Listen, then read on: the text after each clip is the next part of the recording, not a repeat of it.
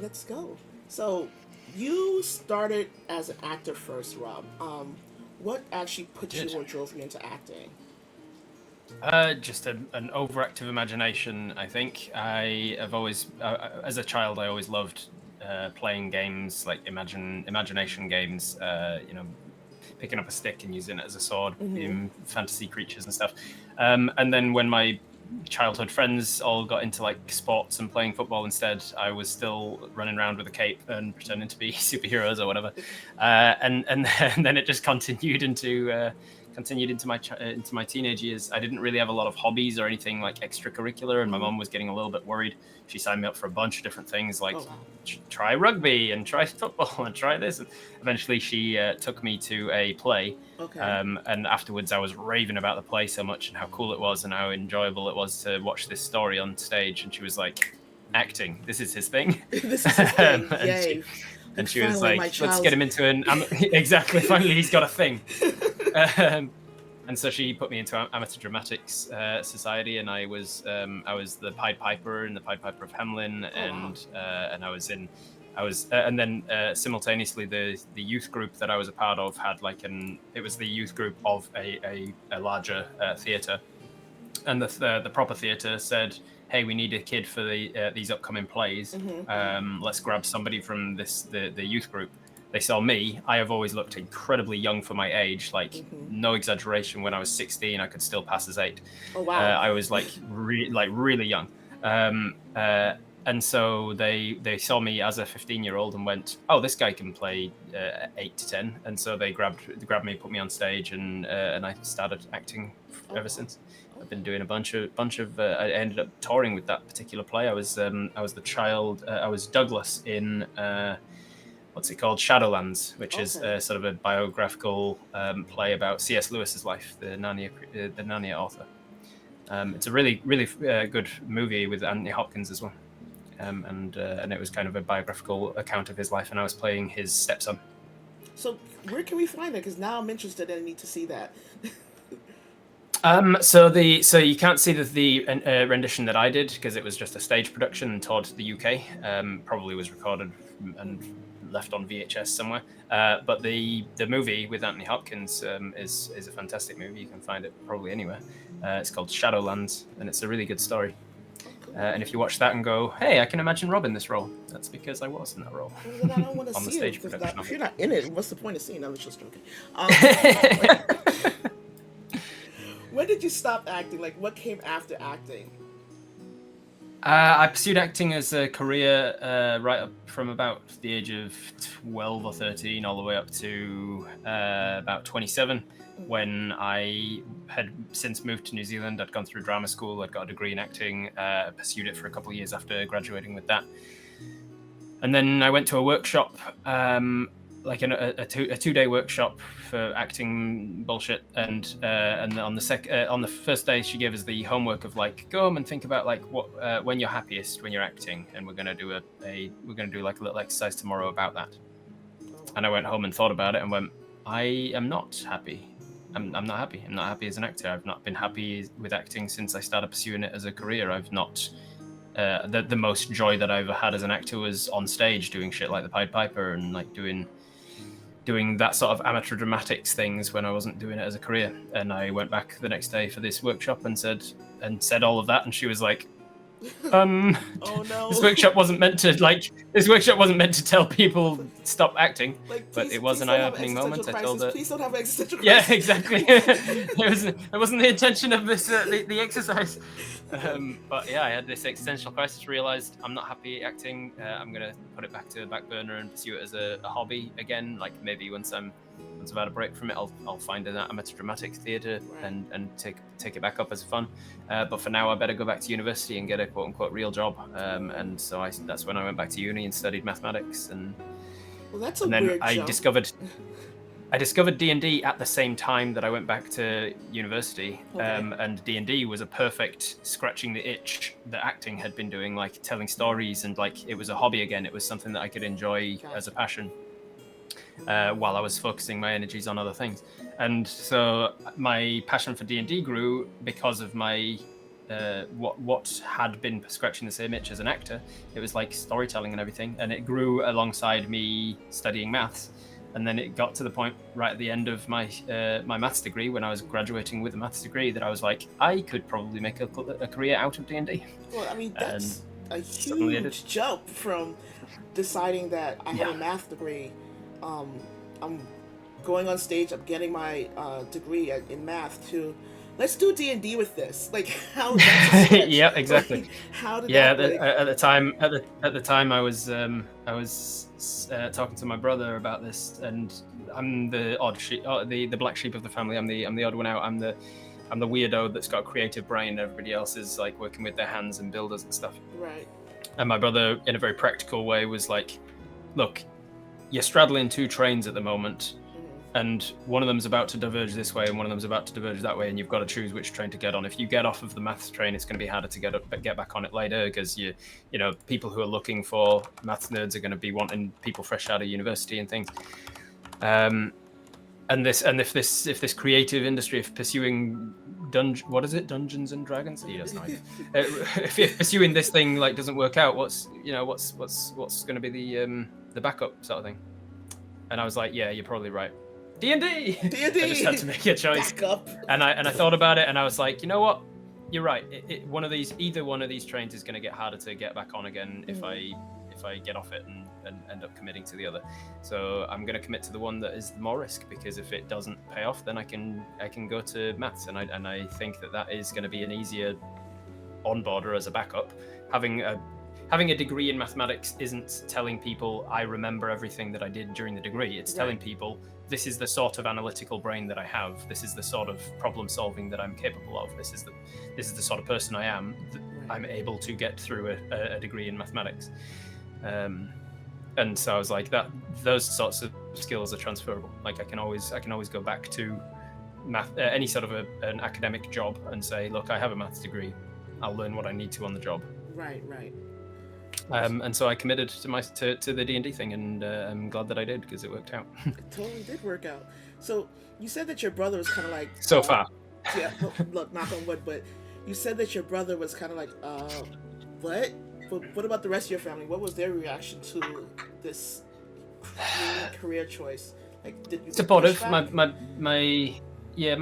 family's always been supportive, because they've always known that I was a creative type. I was a little weirdo, and they supported me greatly through my acting as well, pursuing acting. I've always been really good with being frugal with money and stuff. I never spend money that I don't have, and if I aren't earning money because acting jobs aren't coming in, then I'm just eating noodles and stuff. Like I don't get myself in. I'll spend frivolously. So my parents, that helps with their support, because they know that I'm not going to get myself into destitute, even if stuff fails. I can always get a part-time job that'll keep me going with their money. Yeah, exactly. They never worried about supporting me pursuing my career and my dreams and stuff, because they knew that I'm financially responsible enough to look after myself as well as pursuing my dreams. But they don't understand it. They support it but don't understand it. Oh, so they have no clue. Like, when they explain to their friends, they have no clue what you do. They have no idea how to. Yeah, they have no idea how to explain what I do to any of their friends, and I've been doing it. I've been playing D&D for 7 years now, and I've been doing it professionally for about 3.5. They still have no idea. I'm like, it's just storytelling. Just tell your friends I'm an entertainer and leave it. And then leave it at that. Exactly. When you made that transition to full-time professional game master, what was your biggest fear? What did you decide? What did you feel that could possibly go wrong? Just that there wouldn't be enough of a niche to support it. Like, the niche wouldn't be large enough to support it financially, and that I wouldn't be able to pay the bills, and I'd basically be pursuing the same thing that I did when I had the problem with acting, and I tried to become an actor, and it was just like there wasn't enough jobs to maintain that, and I always had to have part-time jobs and stuff. Right. And my biggest fear was that I would have to do the same. I'd have to get a part-time job that was a survival job, had nothing to do with my passions, but that I would have to do that to pay the bills. And then thankfully, as I say, I underestimated the size of the niche. And I also at the time, and I I know that everybody who's watched me and knows my stuff knows that my go-to humor is like false immodesty. Like I'm always, I'm actually quite modest about my stuff, which is weird. You can't really be modest and say you're modest, but I like to pretend like I'm not. I like to talk about how good I am and how I'm the best at everything, and like my go-to humor is like, oh, I'm so handsome and I'm so this and that and the other. But I at the time didn't know what I had, and didn't know that what was setting me aside from things. I had only ever played with like a couple of GMs, and they were pretty good. I'd watched Matt Mercer, and he was pretty good. And like I just kind of saw myself as doing the same thing as everybody else. And so when I did this work for Viva, and people started going out of their way to contact me from like all over the globe and say like, hey, I love your work and you're really an inspirational DM and stuff, I couldn't understand it, and I didn't know what I had until years later. Now I have had enough experience with plenty of other GMs in lots of different circumstances to go, oh, that was shit, or that was not fun, or that was really, the pacing was awful, or they were not receptive to what I was trying to do with my story, or the monsters wasn't balanced, or it was a slog, the combat was this and that, and I've had enough experience now to go, oh, I am a really good GM. and without and I say that like saying like, you know, I don't think it's immodest to recognize when you are good at something and be honest about that. I can just as easily recognize that I'm terrible at all sports, and my knowledge of history is not that great, and like I can talk about all of the things that I'm not good at. So I think it's not immodest to also recognize that, hey, I'm good at the things that I'm good at, and I happen to know that I am a very good storyteller now. But at the time that I was starting out, the fear of me not making it as a professional dungeon master or a professional content creator was because I didn't know that I had anything special. Okay. I mean, that's fair. I mean, you don't, especially starting out as something that you figure was going to be niche, and turned out to be this massive, like, really successful thing. Then all of a sudden you're like, oh crap. So off of that, what has been like 7 years the most rewarding thing you've done? Been 7 years for this. Some of the most rewarding stuff that I've done is I have a real kick for long-term payoffs. Like for some reason there's something really satisfying for me to start a campaign and go, there's some things here that are going to pay off in 3 years, maybe 4 years, maybe more. There's like, I recently had one of my home games that has been going from the start. It's the first game that I ever ran, and it's still going. And it's 7 years later, and only last year, about 6 months ago, was there like a massive reveal that two of the main characters in that campaign have been first cousins the whole time. Wow. That campaign has kind of like this through line of all of the four main characters have daddy issues for one reason or another. Like, one of their daddies left them when they were 6 years old, and they don't know what happened to them, and his quest is to like find out what happened to his dad. Another one is that she's a biological half orc, and her dad was a warlord who I won't go into graphic details, but he had relations with her mother unconsensually, and she like hates her biological father because he's a warlord orc. And her thing's kind of about like trying to find and take revenge against him and blah blah blah. And then finally, and the others have other things as well that aren't related to this story, but they, well, not directly anyway, not that they know, but they recently went on an arc where they went into the mountains, they confronted these orcs, they found this orc warlord finally after 6 years of playing, and the orc warlord said something about her mother, and he goes, oh yeah, I remember that lady, and then he said her name. And the character whose daddy went missing went, what? That's my granddad. That's my grandparents' surname. So he wait, whoa, what? And they were like, what? And they realized that her mother is his father's sister. And they've been first cousins the whole time, and it was just this huge reveal moment. And what it was like the hell? 6 years in the making, and I'd just been sitting on it the whole time, and it was fantastic. So that you pretty much exploded your table, is what you did. Yes, yeah, With shock.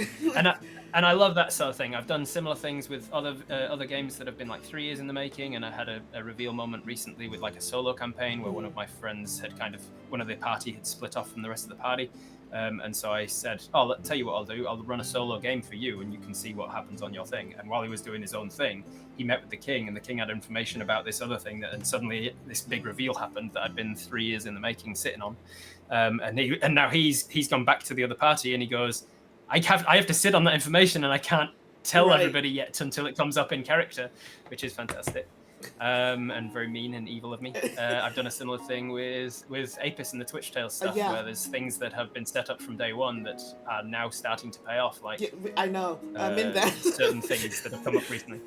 I'm in that. Yeah, I've been very frustrated at time going, okay, I need to step away from this.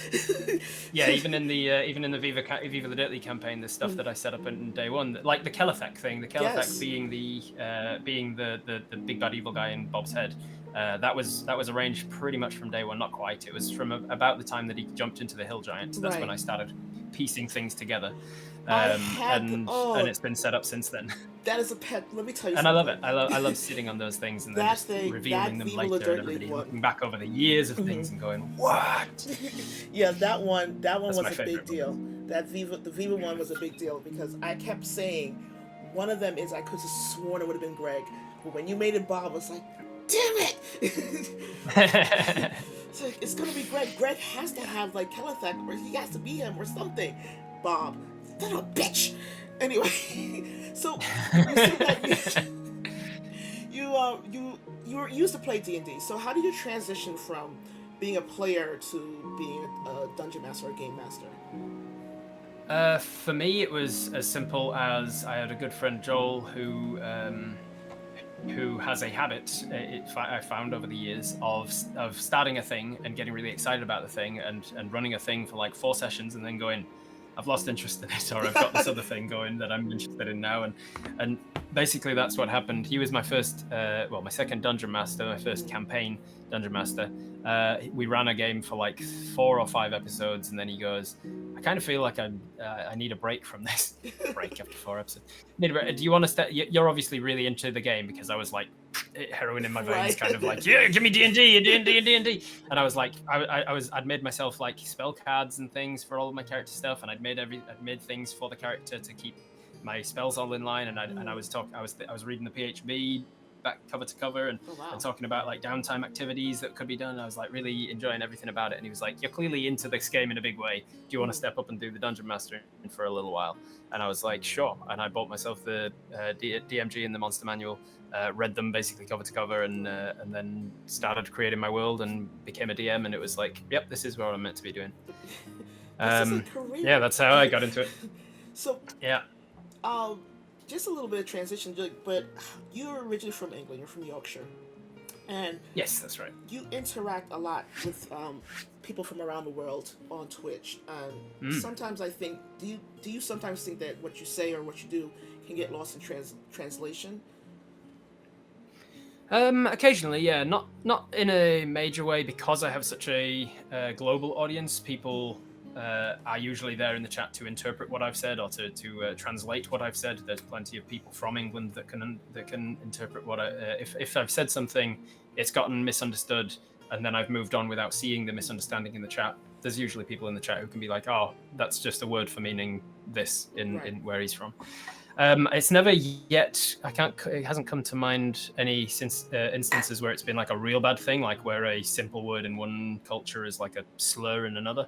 I'm sure that could happen theoretically, but I can't think of any instance where I've had that happen. Right. So I don't think there's too much of a translation issue. It's usually simple, small stuff like people not understanding what a particular word means or references. With all that you've done in D&D and the very public platforms that you are, including your own, what have you found to be some of the common myths about TTRPGs that you've had to deal with, either at your tables or just with people asking you questions? Interesting. Common myths about it. The ones that majorly come to mind are those outside of the sphere of TTRPGs don't understand that it's not just nerdy, spotty teens in their mum's basements. There's a lot of that, but it's not only that. There's also the myths of like it just being like fat white dudes with beards that play and nobody else, sort of thing, and not understanding the diversity of everyone that does play D&D or TTRPGs in any capacity. Those are sort of the outside myths. But then as you start sort of working through the circles, you get to people who do understand that kind of stuff and do play themselves. But then there's the myths of like D&D has to be a particular way, like the myths of people who have been playing for a long time maybe, or the people who are just getting into it but they only have reference of one particular D&D gameplay, and so they think it has to be played like Critical Role, or it has to be played like a dungeon crawler, or it has to be played like whatever their influence is. There's the myth that there is a right and a wrong way to play. Then there's the myths that's like kind of the opposite of that, of like that it's completely open and everything, and there's no rules and you should be able to play, and you should be able to play a certain way. I suppose It's kind of ties in the same thing. It's just the opposite side of the same coin. Like somebody thinking there's a right way to play, and some people think that the right way to play is to have no rules at all and to just improvise the whole thing. Do what I want. Exactly, and that if you're not, and importantly, that if you're not playing that way, you're doing it wrong. There's those who believe that that's the right way for them to play, and that everybody else can play however they want. That's fine. But like those who play that way and go, and everybody else should as well. That's when it becomes a problem. Yeah. So how do you deal with people like that at your table, where you're for hire, but they come in with these preconceived notions about TTRPGs or Dungeons and Dragons in particular? How do you deal with those type of I deal with it. I deal with it by just making sure that I do a check-in session 0 at the beginning and see that stuff usually comes up and says like, what's everybody's preconceived notion about this? Are you coming in with an understanding, a preconceived notion about how we should be playing? What sort of a game do you want? And I usually ask like, do you want a dungeon crawler type? Do you want an open world RPG? Do you want something with quests around every corner, and the quests will just kind of hang there and wait for you until you get to them, like a video game? Or do you want the world to be continuing to move when you're not doing it? So those sorts of topics, those sorts of conversations are what the session 0 is for. And in theory, I've never had to do it, but in theory, you have a session 0 where you realize in that nobody is kind of gelling and everybody's on a different page, and that doesn't go any further than that. And you say, look, this is never going to work. But thankfully for me, I've always found that there's a middle ground to be found, and there's never such an extreme in what people are wanting that's so different to my own that I wouldn't be able to run a game for them. Okay. How did you get connected with the comedy group Viva La Dirt League? Through a mutual friend, Spidey NZ, the one that I actually had a solo campaign with that I was just mentioning before. He's a good friend of mine, has been for years, since I met him during an open board gaming convention-y kind of event at Cakes and Ladders. I went along and he was playing Imperial Assault, a Star Wars game. He needed an extra player, and I was there and I was like, oh, this looks cool, I like Star Wars. So I met him, we got on really well. Added each other on Messenger or whatever, played games together for a little while. Then he messaged me to say, take a look at this board game reviewer, Shut Up and Sit Down. They play board games and this and that and the other, but they have recently done a 3-part series where they reviewed D&D. And it was basically just them playing a one-shot of D&D and talking about the game and the system. And he goes, I think something like this could work for this comedy group. And he linked me to Viva La Dirt League. I'd seen a couple of their videos, but didn't really know too much about them. They have this series where it's set in a World of Warcraft-y kind of MMORPG. It's definitely high fantasy, elves and dwarves and orcs and stuff. And 16 on a table. The content thing, and you're a dungeon master. Would you mind if I put your name forward to them? And I was like, do it. He put my name forward to them. He knew them from having worked with them. He's an animator full time, so he'd done some animation work on a comedy skit of theirs. He got in touch with them and said, hey, I know this guy. This is going to be good content for your channel. Give it a go. And Adam was like, yeah, let's do it. And they put together a one-shot, destined just as a one-off, one and done kind of thing. Right. It was barely even recognizable as D&D because I just kind of homebrewed the whole characters and classes and everything to make it very much pander to everything that had happened in their series. Just absolutely chock-a-block with like Easter eggs and hints and references to things that had happened in their series, in their skit series. And then after they filmed it, they were like, it's not the best quality, and we've almost hit 1 million subscribers back then. We've almost hit 1 million subscribers. We really need to start focusing on the quality of our content and stuff. So the production quality of our content anyway. So we're going to put this on Patreon, and we're going to see if we can get funding to do this in a better way. And then coincidentally around the same time, Wizards of the Coast was reaching out to pretty much everyone. They were just scattershotting content creators that had anything that was even remotely to do with gaming or TTRPGs or anything. Just saying like, hey, do you want to do Baldur's Gate promo? You want to do some Baldur's Gate promo? And they happened to get in touch with Viva just at the same time that they were like, we're going to look for some sponsorship. And Wizards of the Coast said, hey, do you want some sponsorship to do some Descent into Avernus? And so they said, yes, please. And we did the series, and it just kind of snowballed from there. One project continued to lead to the next project with them. Yeah. So Viva La Dirt League D&D channel is rivaling heavily their original channel. How do you feel about that? I would say I'm not sure I agree with the notion.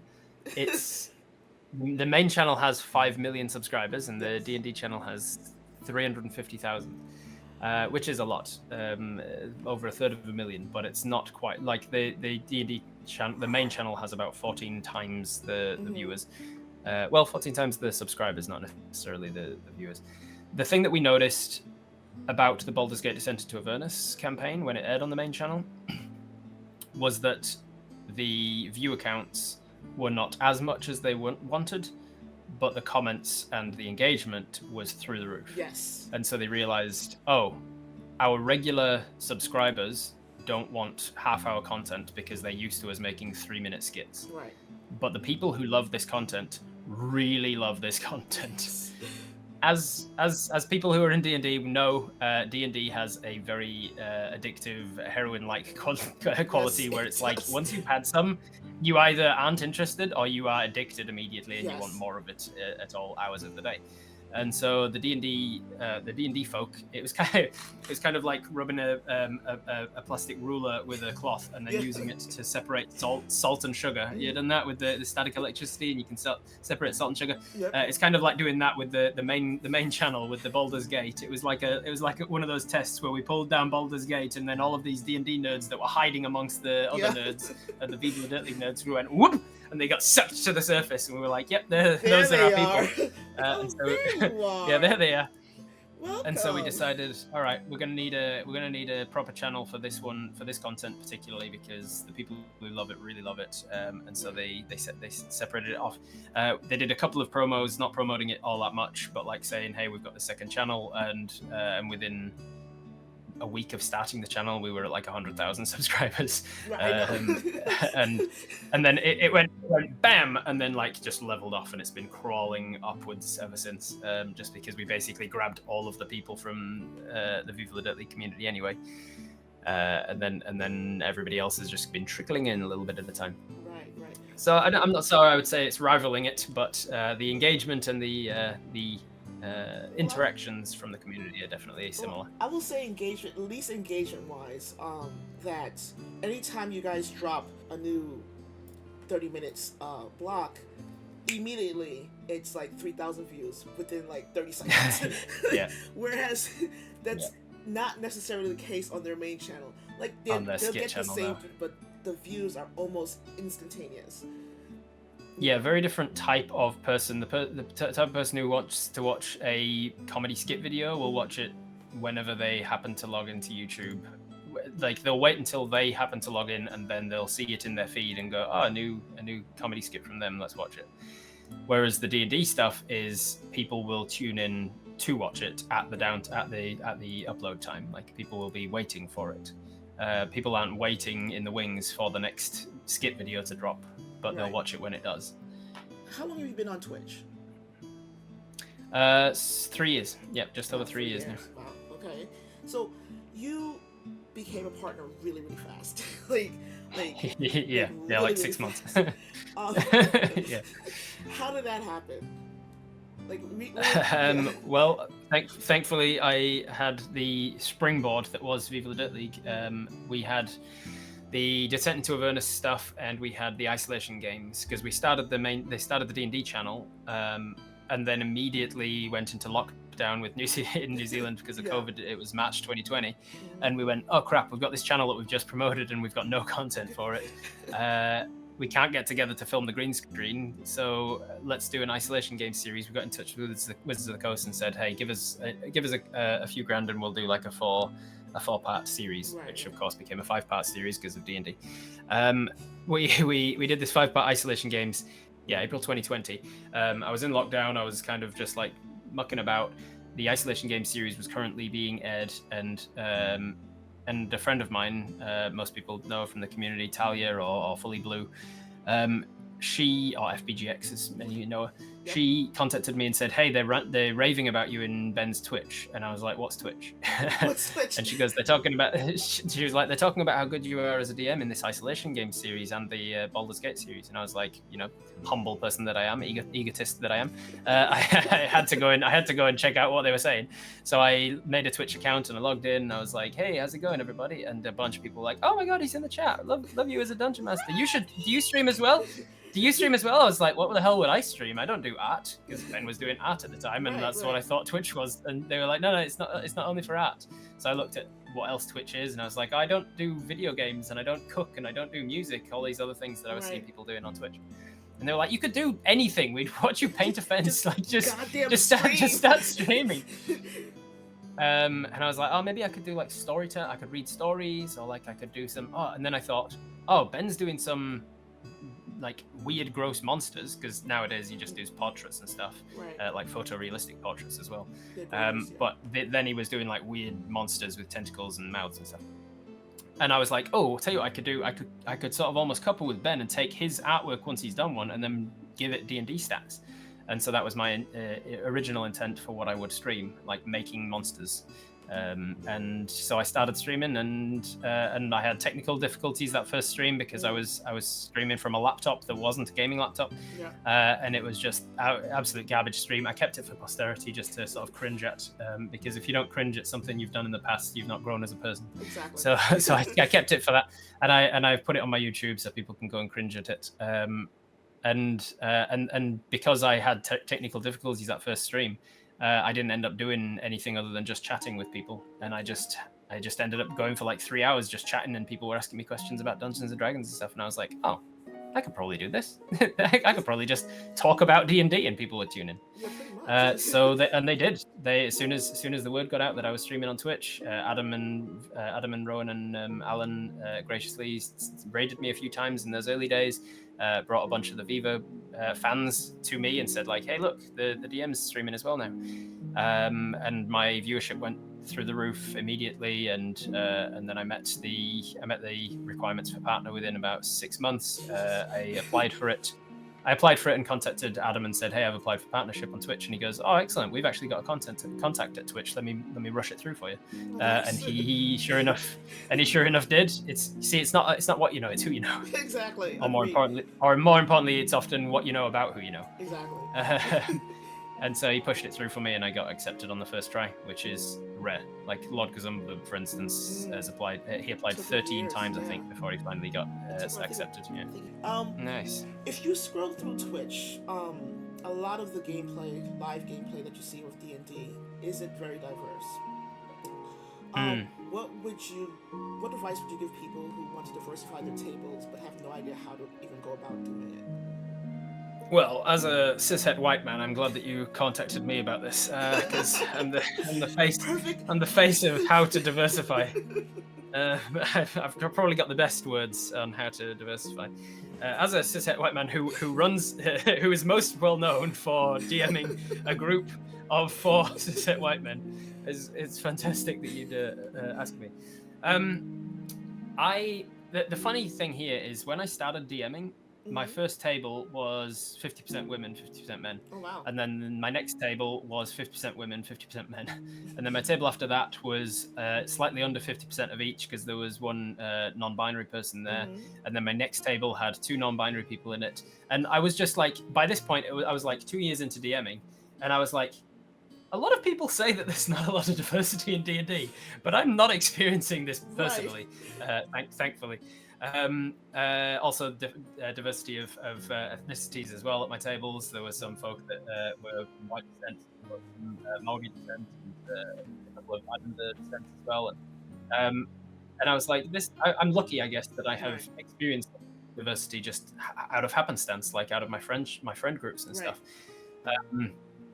But it is certainly a difficult topic, because once you start getting outside of your friend groups and into like productions like the Viva La Dirt League stuff and like the D&D Logic stuff, you have to be aware of that and make conscious choices for it, because you can't. It's not enough to go, just be colorblind to everything and be gender blind. Just don't think about that stuff, because we have internal biases that we're not aware of, that we are naturally drawn to certain biases, and that will exclude certain races, certain ethnicities, certain sexualities.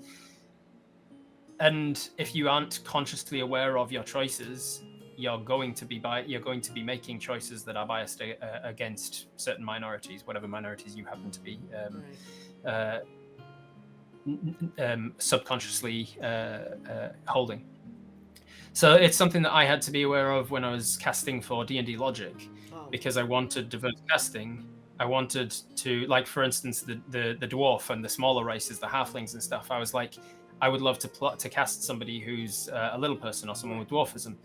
And so we asked the agents, like, can you send us some of these? And it's sort of this weird vicious circle of like, the people that were being sent to us were not good enough actors to get the part, because there was a necessity that certain roles had to have a very good sense of comic timing and a very good delivery, and they had to be good actors first, essentially, for it to work, for the jokes to land. And they weren't. And so I was like, they're not great actors, probably because they're not getting the work, because they're being diversified against, but because and so it's like, I was left with this. I was left with this thing of going, Emmett was a great example. Emmett's the guy who played the Goliath in the end, and he is one of the best actors I've ever known. He was a year above me at drama school. I was a bit of I was kind of like acquaintance friends with him at drama school, and then I got in touch with him a couple of times again since then. And then he auditioned, and then he ended up his name came through as one of the auditionees for the role, and I was like, oh fuck yeah. And he came in directly after this other performer who was from island descent, and the other guy was like, he was good, but like would take a lot of coaching for me to get like that character in particular, the Goliath, had to be like he was kind of the straight man, as it's known in comedy terms. He was the there's another word for it, I can't remember, but he was the guy who has to play it normal when everything else around him is crazy, and the craziness bounces off of him. And so it requires him to understand that kind of a role. And the guy before him was like good but not great. And then Emmett came in and without any direction from me, just like gave me exactly what I'd had in my head when I was writing the character. And I was like, shit, because now I'm in a situation where I'm like, if I cast the other guy just because he's not a white guy, I'm surely that's tokenism. Like I'm saying, I don't have an Islander guy, and so I need to hire this guy. At the same time, like I'm like, I can't ignore that Emmett did the best performance here. So I don't know. I don't propose to have answers to it. This is just the predicament that I was recognizing within my role as the casting director in that moment. If the one thing that I will say is that if I'd had other roles in the series that it wasn't all like it was already like well cast out, because it was an entire ensemble piece with a different class for everybody, essentially. If it was a piece that was a little bit smaller scale already, and we had other NPCs and like other characters to play, that's the time when I would go, okay, let's cast that guy who was good enough for that role but wasn't good enough for like a main role or supporting role kind of thing, because then you're giving those people the chance to like experience it, and the chance to get on-hands experience, and the chance to get direction from people who know what they're talking about, to hopefully grow as actors and creators.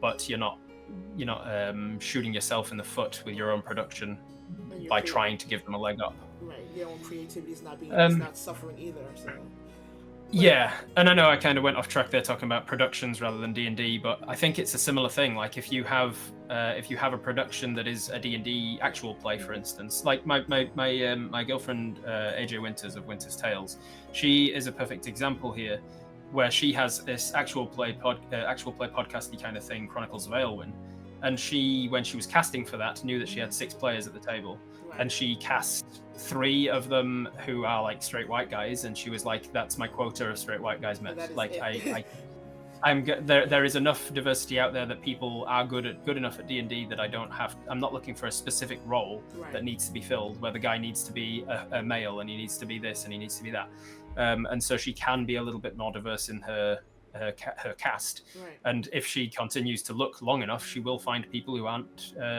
gender, who are non-binary maybe, or who are this or that or the other, and that's sure enough what she found. She found like a diverse cast for that series without it feeling like tokenism. It wasn't that like, oh, I need a woman. It was that I need diversity, and the diversity right. came in the form of, it turns out I've got a woman, or I've got a this and that. What advice and also I think worth mentioning one more thing about that as well is that diversity isn't just going, I want a man, a woman, and a non-binary person. Right. I want a black, a white, a yellow. Like it's not about going like I'm trying to tick boxes and get certain colors. It's about saying I need a diversity in the way of thinking. Right.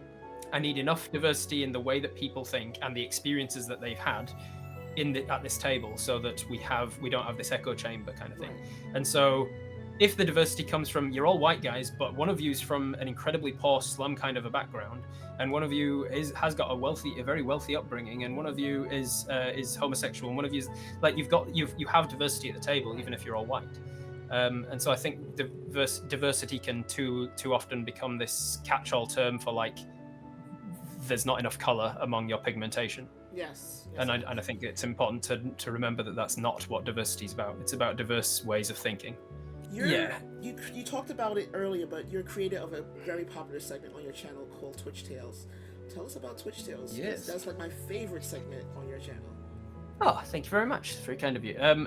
Twitch Tales came about from me starting Twitch and going, what am I streaming? I'm going to stream this, I'm going to stream that. Maybe I'll do some reading, maybe I'll do some homebrewing some monsters. Yeah, so I just really enjoyed it as a concept, and then it came with a whole bunch of other challenges of like, right, what does that mean if I'm playing the NPC, but I'm also kind of voicing the PC, right. Even though it's not my character? What sort of level of control can I take of the PC's actions and things? How do I move things forward when there's 100 people trying to decide what to do for a character at any one time? You're a very public figure in New Zealand for Dungeons and Dragons, as well as from Viva La Dirt League. How do you manage those challenges, being, I guess, for lack of a better term, famous? Thankfully, a lot of the Viva audience is not New Zealand based, and so I don't have a great deal of fandom here. I'm certainly not recognized on the street for my work, which is good. It's kind of like the like an author is famous, where it's like they're famous in the field that they do, and if they go to a convention, they're like a freaking superstar. Right. But they can walk down the street and they can go shopping without people like interrupting them in their daily life and like having all these parasocial relationships and things with them, thinking that they know them better than they do and all that stuff. Mm-hmm. So thankfully, I've kind of got that nice quality at the moment where I'm not like Matt Mercer level famous, where I'm sure he's accosted on the street daily, and I'm also not entirely unknown. So I'm like struggling along going, what am I even doing this for? Right. I've got this nice middle ground where I'm like, hey, I have a community of thousands of people who have shown me they really enjoy what I do, but I also can do my shopping and walk the dog without worrying that somebody's going to take a paparazzi picture of me picking my nose. Yeah. That said, it's always really nice when a fan does approach and says like, hey, I love your work. Here, could you sign this thing for me? Like I was down in Christchurch for Dice Legends recently. And one of the people that was working the sound for that stream was someone from this community that I recognized the handle of, but obviously had never met in person. And she approached me in like a break. She was really respectful about it all. She did it the right way rather than like interrupting me or like getting in my face about it. She Right. waited until I was not busy with anything else and came up and said, "Hey, by the way, I'm so and so online, and I really enjoy your work. Would it be too much to ask if you sign my PHP for me?" And I was like, "Absolutely, let's do it." That's awesome. And I'm always open to fans being, as long as they're respectful and polite, and they don't try and think that they know me just Right. because they see me online a few hours a week. Mm. As long as people are respectful, I'm always happy to be recognized. I went to Armageddon, the nerd convention in Auckland last year, and I was dressed up as one of my Viva characters. I was Yep. dressed up as Frank, and I did get recognized about a dozen times throughout the day, which was really lovely feeling. So Good to be recognized for the things you're good at. I yeah, think everybody can it's agree nice with to be that. recognized. But so the question I have just off of what you just said, how do you handle when people from your chat from your fan base approach you thinking that they know you personally, like it's because Twitch is so personal It's and candid. How do you handle that? Yeah, that is one of the things that I've had to deal with, especially in the early days. Mm-hmm. Of Twitch can lead to a parasocial relationship a lot quicker than a lot of others can. And for those who don't know, that's basically when you have a relationship that is very much one-sided. Like Right. if people think that they know who they see so much of Beyonce and they've been to her concerts and they listen to her music and they feel like they know her, and then you finally get the opportunity to meet her and you're like, oh my god, Beyonce, Right. and then she like snubs you or something, and because she to her you're an entirely unknown face among millions. That's a parasocial relationship where people think that they've got some sort of a connection that they don't, and it's usually with public figures. And it didn't really exist too much with like radio and things, but then as TV started, people can now see them, and they're literally in their home, they're literally in their lounge while they're eating dinner in a very intimate moment. Normally the people you're sharing dinner with is like your friends, your family, or people that you know, and so suddenly you're sharing your dinner almost with these people on your TV screen. And so it started out that this new phenomenon of parasocial relationships began, and that's taken to an extreme with Twitch, because I'm directly interacting with you in a certain way by reading your name out in the chat or talking to you, or like you've told me about what you're doing. Oh, I'm crocheting this thing, and then the next day you come in and you're like, oh, I'm still working on that thing, and then the next day you post in my Discord that you've finished a crocheting thing, and I'm like, oh, well done, and suddenly you feel like I'm your friend, or I've in your life, or I'm indebted to you in some way. And it does lead with, thankfully, not the majority of people. People are well put together enough often to acknowledge that I am a content creator that they like the content of. But it has happened a few times in the early days where I had to take a step back, or I had to get moderation involved, and I had to be like quite honest or blunt with people and be like, we're not friends. I'm not your buddy. I have no interest in you sexually, romantically, or even like as a friend to hang out with you. Like I make content that you enjoy, and I'm happy for you to be a part of the community and to have you around. Like I do enjoy the people that are my regulars in my community. I enjoy having them around as the members of the community. But you have to remember that to me, the vast majority of you are a name on a screen. I don't know your gender. I don't know your sexualities. I don't know your race, your ethnicities, your backgrounds. I don't know where you live. I don't know the country that you're even from. I don't know what languages you're primarily. I don't know any most of you, and I'm not looking to either, because there's thousands of people in my community, and it's impossible for me to have a friendship relationship with all of you.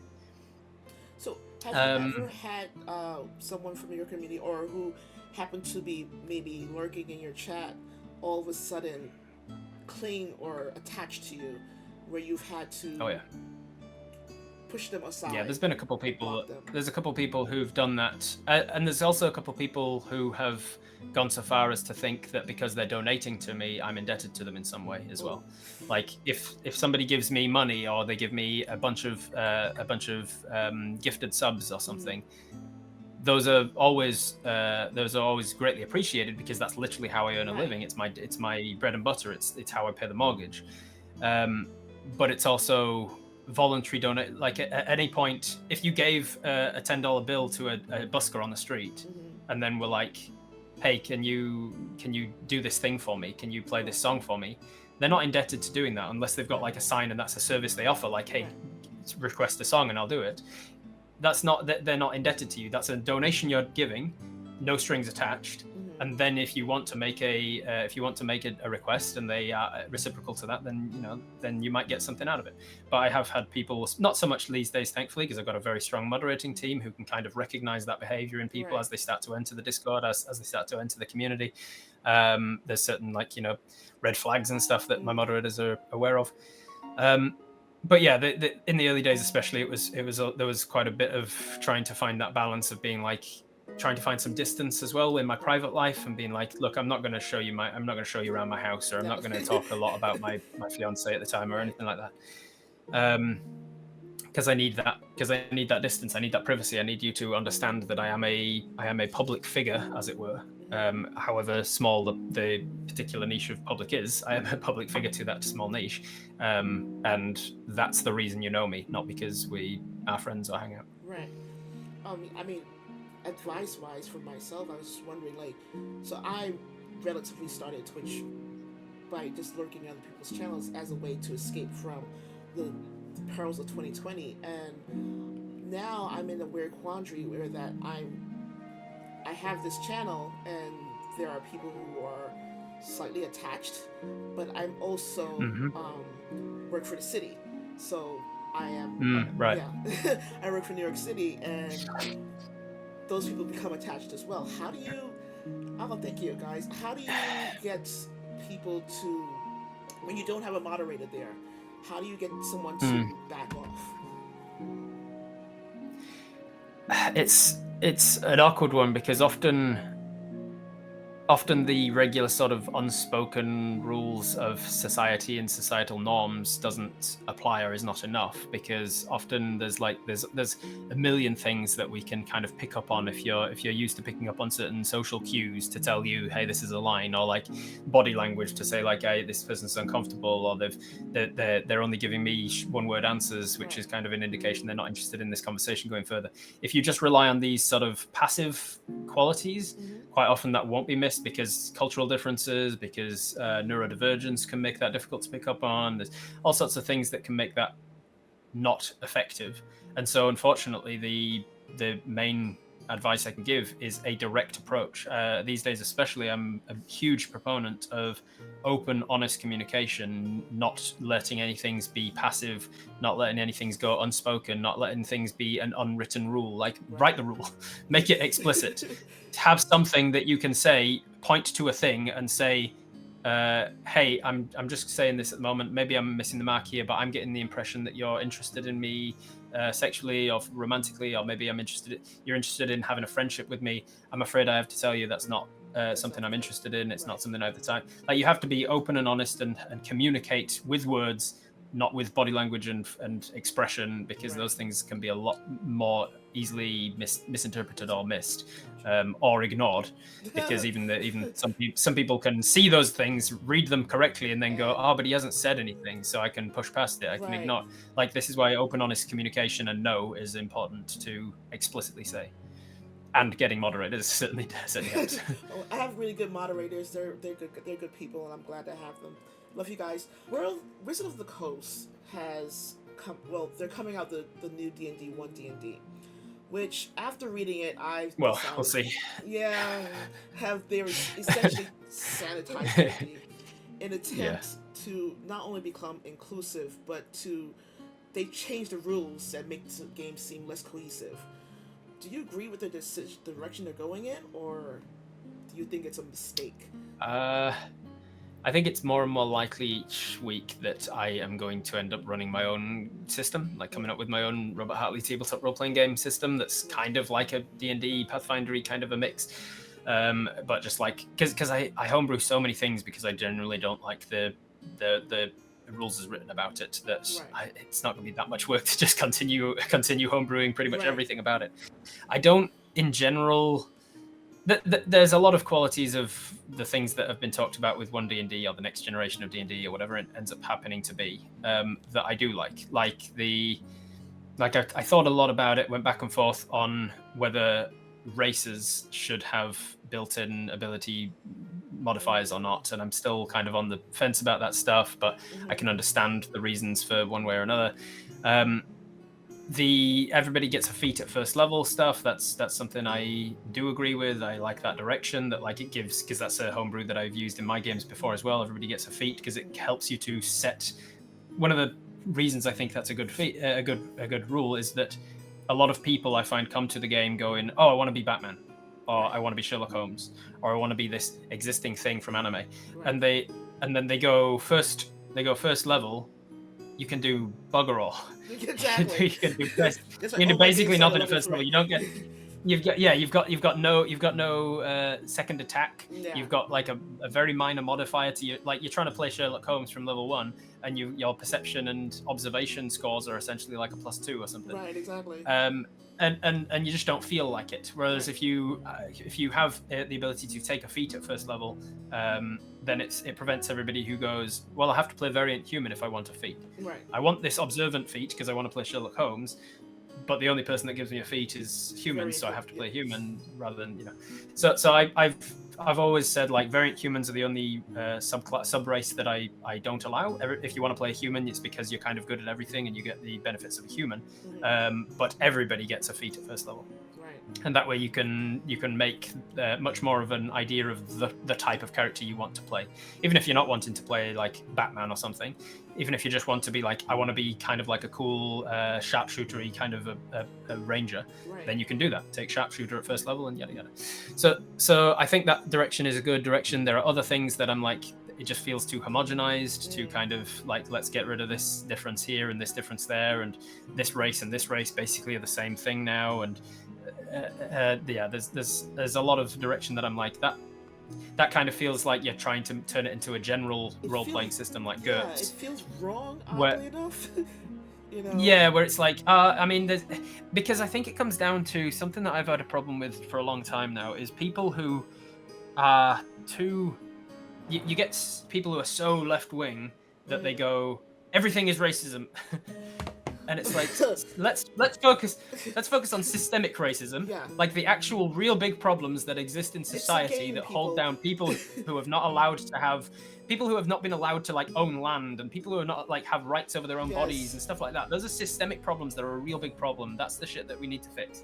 But the left seems to be so intent on dividing itself up, that it's like, hey, you used the wrong word for this thing, so therefore you're against us, and you used that wrong word, and you said this thing with the wrong tone, and it's like, let's focus on the stuff that matters. If like acknowledging the fact that we do have differences is not racism. Right. If I draw attention to the fact that my skin is lighter than yours, that is not a racist comment in my opinion. That's a factual thing that is about I have a different ethnicity to you. Right. It's an observation, and the same can be said in my games for like dwarves and elves and humans and goblins, and they're all different species of organism, and they do have different abilities and different like natural inclinations towards certain things. It's not to say that you can't be a halfling barbarian that's like super strong and raging and stuff, just that you're less likely to come across a successful halfling barbarian than you are an orc barbarian because of the natural differences in their speciation. And I think the desire to go like, oh shit, we don't want to be seen as racist, so we'll remove this thing that's specific to orcs, and we'll remove this thing that's specific to elves, and we'll remove this thing. It kind of, that's why I feel a lot of the different choices for character creation in the new direction of D&D seems to be a bit homogenized, and I don't really agree with that. I do like the idea that character creation should be your species, and that should come with certain things, like whether you have dark vision or not. Then you should have to choose a culture that you were raised in. So maybe you're an elf raised by elves, and so you get the elven stuff like elven archery and things. But maybe you were an elf raised by dwarves, and so you get a bunch of dwarven culture, like you're really good with a hammer and tongs and stuff. And so I think that should be you should have to choose your species. You should have to choose your culture you were raised in, and they should have to choose like the background of your occupation that you were raised in as well. And those things should all give you different things to who you are as a person. That's kind of my take on it. Leads into my next question. If you were in charge of this whole 1D&D thing, how would you fix this? So I would do. So I've heard it described as ABC, which is cool. Which is what was it? Ancestry, background, and class. Class, right? Yeah. And so you choose your ancestry, which is whether your species is elf, dwarf, whatever. You choose your background, which is the culture you were raised in and the job that you did. Personally, I'd kind of split those into two, but I can see them being both in the background. And then the class is what class of D&D you are, barbarian, rogue, whatever. So I like that direction, and I would go with that. ABC also makes it really nice and easy to, like, for newcomers to the game, like, how do I create a character? You got to follow the ABCs. You choose your ancestry, your background, your class, and then you're done. I would also change something that I've long hated about D&D is the fact that modifiers and ability scores are related but like unnecessary. Yeah. It's just an extra layer of complexity to prevent people getting into the game. You have an 18 strength. Okay, cool. What does that mean? Do I add 18 to things? No. It means you add a 4 to things. Where am I getting 4 from? Well, you see, you've got to take you got to take the 18 and then you minus 10 and then you half it and then you round down and then that's the what? So if I've got a 17, I minus 10, I've got 7, I half it, 3.5, then you round down, that's a 3. You got 3 modifier. Yeah. Why? Yeah.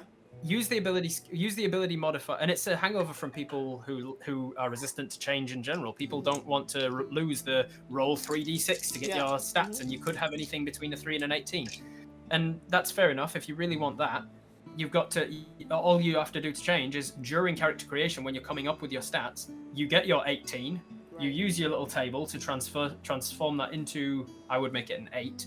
So I'd just say roll your 3d6, lose 10. And that's your stat. So like if you roll a 7, then you've got a -3 modifier.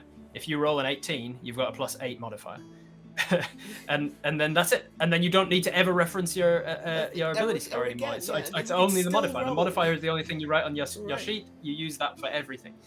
And I would personally have, because this only goes up 1 every 2 levels. It's stupid, and it kind of means that an 11 is the same as a 10. Right. And so the difference between someone who is like god level strength with a 20 in strength can be beaten in an arm wrestle by someone with a 3 in strength about 1 in 8 times. Because if you just roll, one of them adds a 5, one of them subtracts a 4, and you've got a sway of 9. But the DC, the dice itself is 20-sided. So there is a chance that sway of 9 is still that the person with a 3 happens to roll 9 more than the person on the other with a +5, and you end up beating them in an arm wrestle, and it's just nonsense. And I think if you just, because I understand that D&D works because of bounded accuracy. It means that there is an upper limit and there is a lower limit. Earlier editions of D&D didn't have that, and so you could have a +40 in something, and it just ruined the balance of the game. So like having a strict bound of saying you cannot get above a 20 without magic and you cannot get below a 3 without suffering serious consequences. I understand the need for that. It's just that then making that bound like super narrow by saying it sways from a -4 to a +5, that's not enough of a sway. It should be everything from a -7 to a +10, let's say. And then a D20 is actually it's a slightly wider bounded accuracy, and that's something that I feel like when I create my own game, that's something I'd fix in it. The chat is saying, are we going to get a D&D economy rant? No, we're not going to rant about the economy.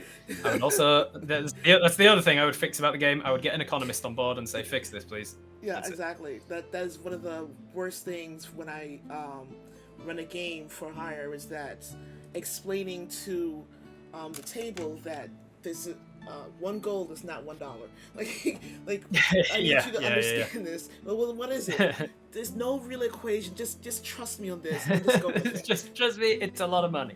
Yeah, exactly. I recently, for the ease of explaining it to people, and also for keeping my own economies kind of a little bit more consistent, I recently decided that a copper piece was $1. That's it. I was like, copper piece is $1. Everything going forward makes sense. That I can keep it consistent, so that when I'm thinking about how much something should cost, all I have to do is think about how much it would cost in the real world, and I okay, that'll do. I'll cost it at that, and it's simple enough consistency. Yeah, I think I might steal that, because I'm just getting so tired of explaining this freaking gold, copper. Like, okay, listen. Okay, the potion is 10 gold, but why is it? Isn't that $10,000? dude, just freaking go with it, please. It is $10,000. Like, What is the economy of this work? like, How do they have to earn? This guy only has to sell 3 potions a year to live a comfortable life. Yes. Yes, fine, yes, that's what he has to sell. Well, what? Listen, we've been doing this for half an hour now. We have to move on with the story. And they're like, well, in that case, I've got a potion making kit. Let's just make potions and not adventure. Fuck. Like, oh, yeah, but then you flood the market and the economy goes down. Like, oh my god, this is a completely different game. This is not what you paid me for. What is the balance between prep knowledge and just winging it? Because I know you said before that you have a tier of how you're paid or how you're hired. So what is that balance for you? Yeah, so when I first started, that's how I ran things. It was a tier system of like my cheapest games were like, look, if you want to just hire me for 2 hours and I'll turn up pretty much on the 2 hours with nothing prepped and we just like wing something, I can do that. But you're going to be saving money, but you're not going to get as the Robert Hartley experience kind of thing. And I tiered it up all the way to like, if you want a full trimmings game where I've put in like days of work and prepping against your characters and I've thought through these long paying off campaigns, and then that was my highest tier cost. And I just found that for a start, people were only ever hiring me for the same sort of tiers in the middle.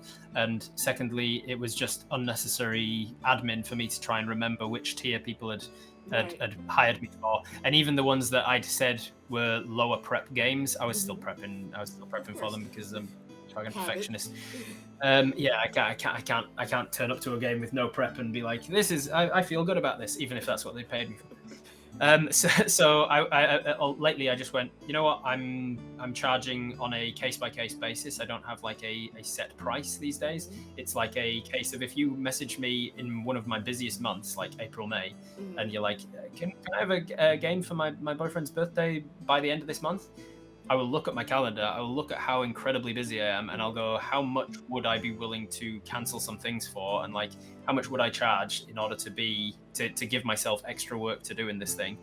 And then I'll say to them, hey, it's going to be this price. If you're happy with that, I can do it. If not, I understand it's too much, but I'm too busy to do it for any less than that at the moment. Right.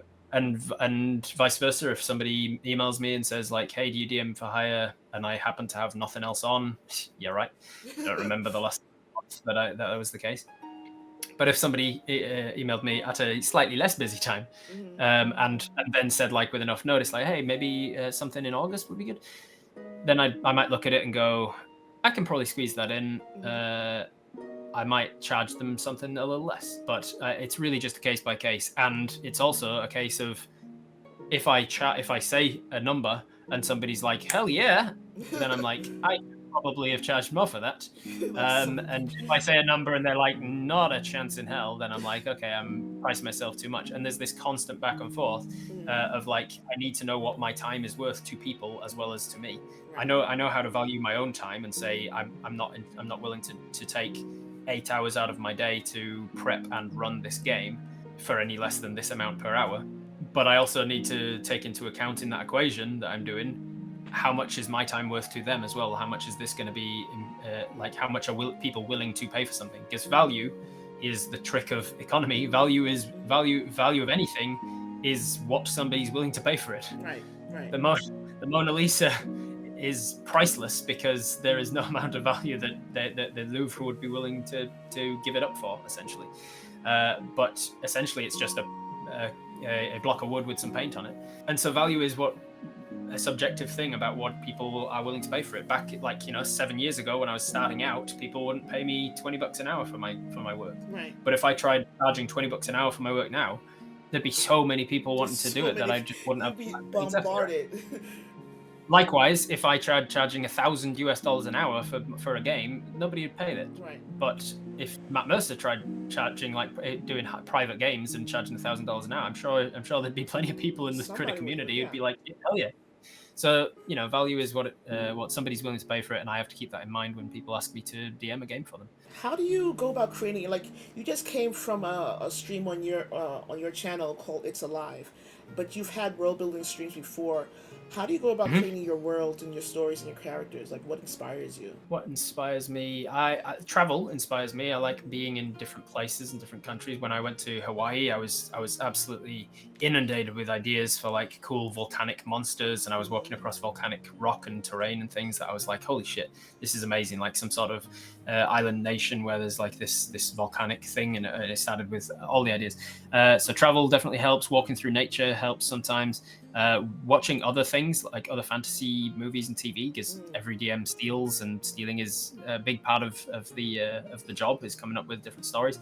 So stealing from other things. I have a habit, especially in my early days, of stealing from things that I've never seen. Apparently, just by Really? nature, just by accident. Yeah, like a couple of like quite a few times in my early games, I would get to the end of a session, and a couple of the players would be like raving about something, and I'd be like, "What are you talking about?" And they'd be like, "Oh, it's like that scene from so and so," and I'd be like, "I've never seen it." And they're like, "You've never? I thought this whole session was based on that episode of some anime." And I was like, "I don't really watch anime." And they'd be like, "What?" Like that whole It's almost like that it was whole almost, section. yeah. There were certain elements that was like shot for shot, and even when you said this, blah blah blah blah blah, it was word for word what the bad guy in that episode says. There was quite a few times that happened. I was like, man, either I'm watching these things in my sleep or something. Like, I think you did that with Aliens, didn't you? With the Viva yeah, guys. yeah, yeah, yeah. Yeah, Like, somebody's with the Viva guys, they mentioned something about like Alien and Predator. I was describing What's It, wasn't I? right. And they were like, "Oh, it's like Alien. It's kind of like Predator mouth or something." And I was like, "I've never seen either." And they went, record scratch. What? Yeah.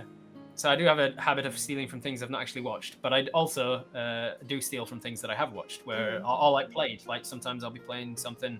I remember years and years ago, I was playing some Zelda game, and there was a puzzle in it that I was like, "Oh, this is a really fun puzzle. I bet this would make a good D&D puzzle." And I wrote it down. I never actually used it in any of my games, but I wrote it down to use at some point. So yeah, stealing from other people is a big inspiration for I my think games. My stories like just come to me quite often. Most of my inspiration comes from just the characters in my game. I'll get the players that are going to be playing with me together. They'll give me their characters specifically with backstories. I don't really care about their stats as much, but they'll give me their backstories, and that will tell me the type of characters and the type of game that they want to play.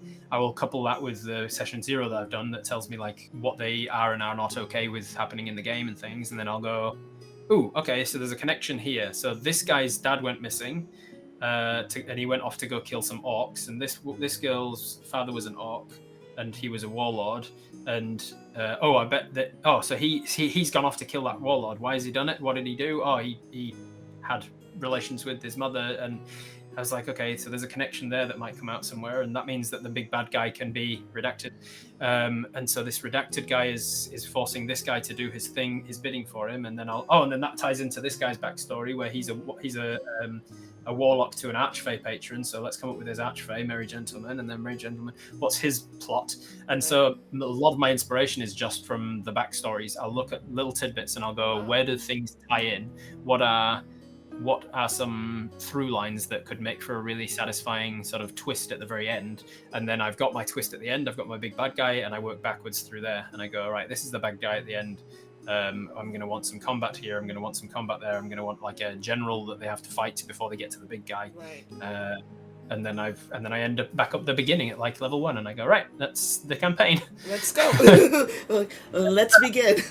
What have you like? What big life lesson have you learned from gaming? Just not just from Dungeons and Dragons, but gaming in general. That's a good question.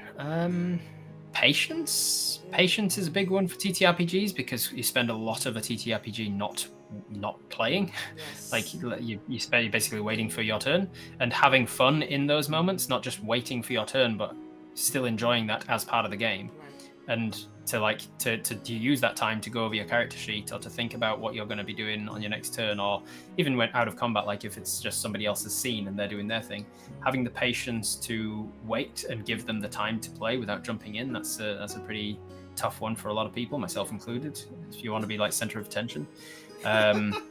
Sometimes it can be hard to let somebody just have a scene, even if that scene's like 10-20 minutes long. Just give them the patience, just have the patience to be like, the DM will get around to us again. If you've got a good DM, he'll get around to us. He'll give us the time of day. So I'll take the patience for that, and that's a good life lesson, I guess. So, with that patience, when you encounter a player at your table, or even just in chat or wherever, and they seem to want your attention immediately, especially in gaming. How do you mitigate that? How do you balance that with people who are trying to, have fun? Open, honest communication, same as I was talking about before. It's vital to everything, or to all things, not just in gaming, but talk to your players. You need to talk to them. You need to talk to them. If it's a problem in the moment, you talk to them in the moment, but preferably you take a break and talk to them outside of the game, like after the game as you're packing up or whatever, you run it by them. And communication is a skill that we do not all have. We think, too often people think that communication is the same as speaking, and it is not. We learn to speak when we're like 1, 2, 3.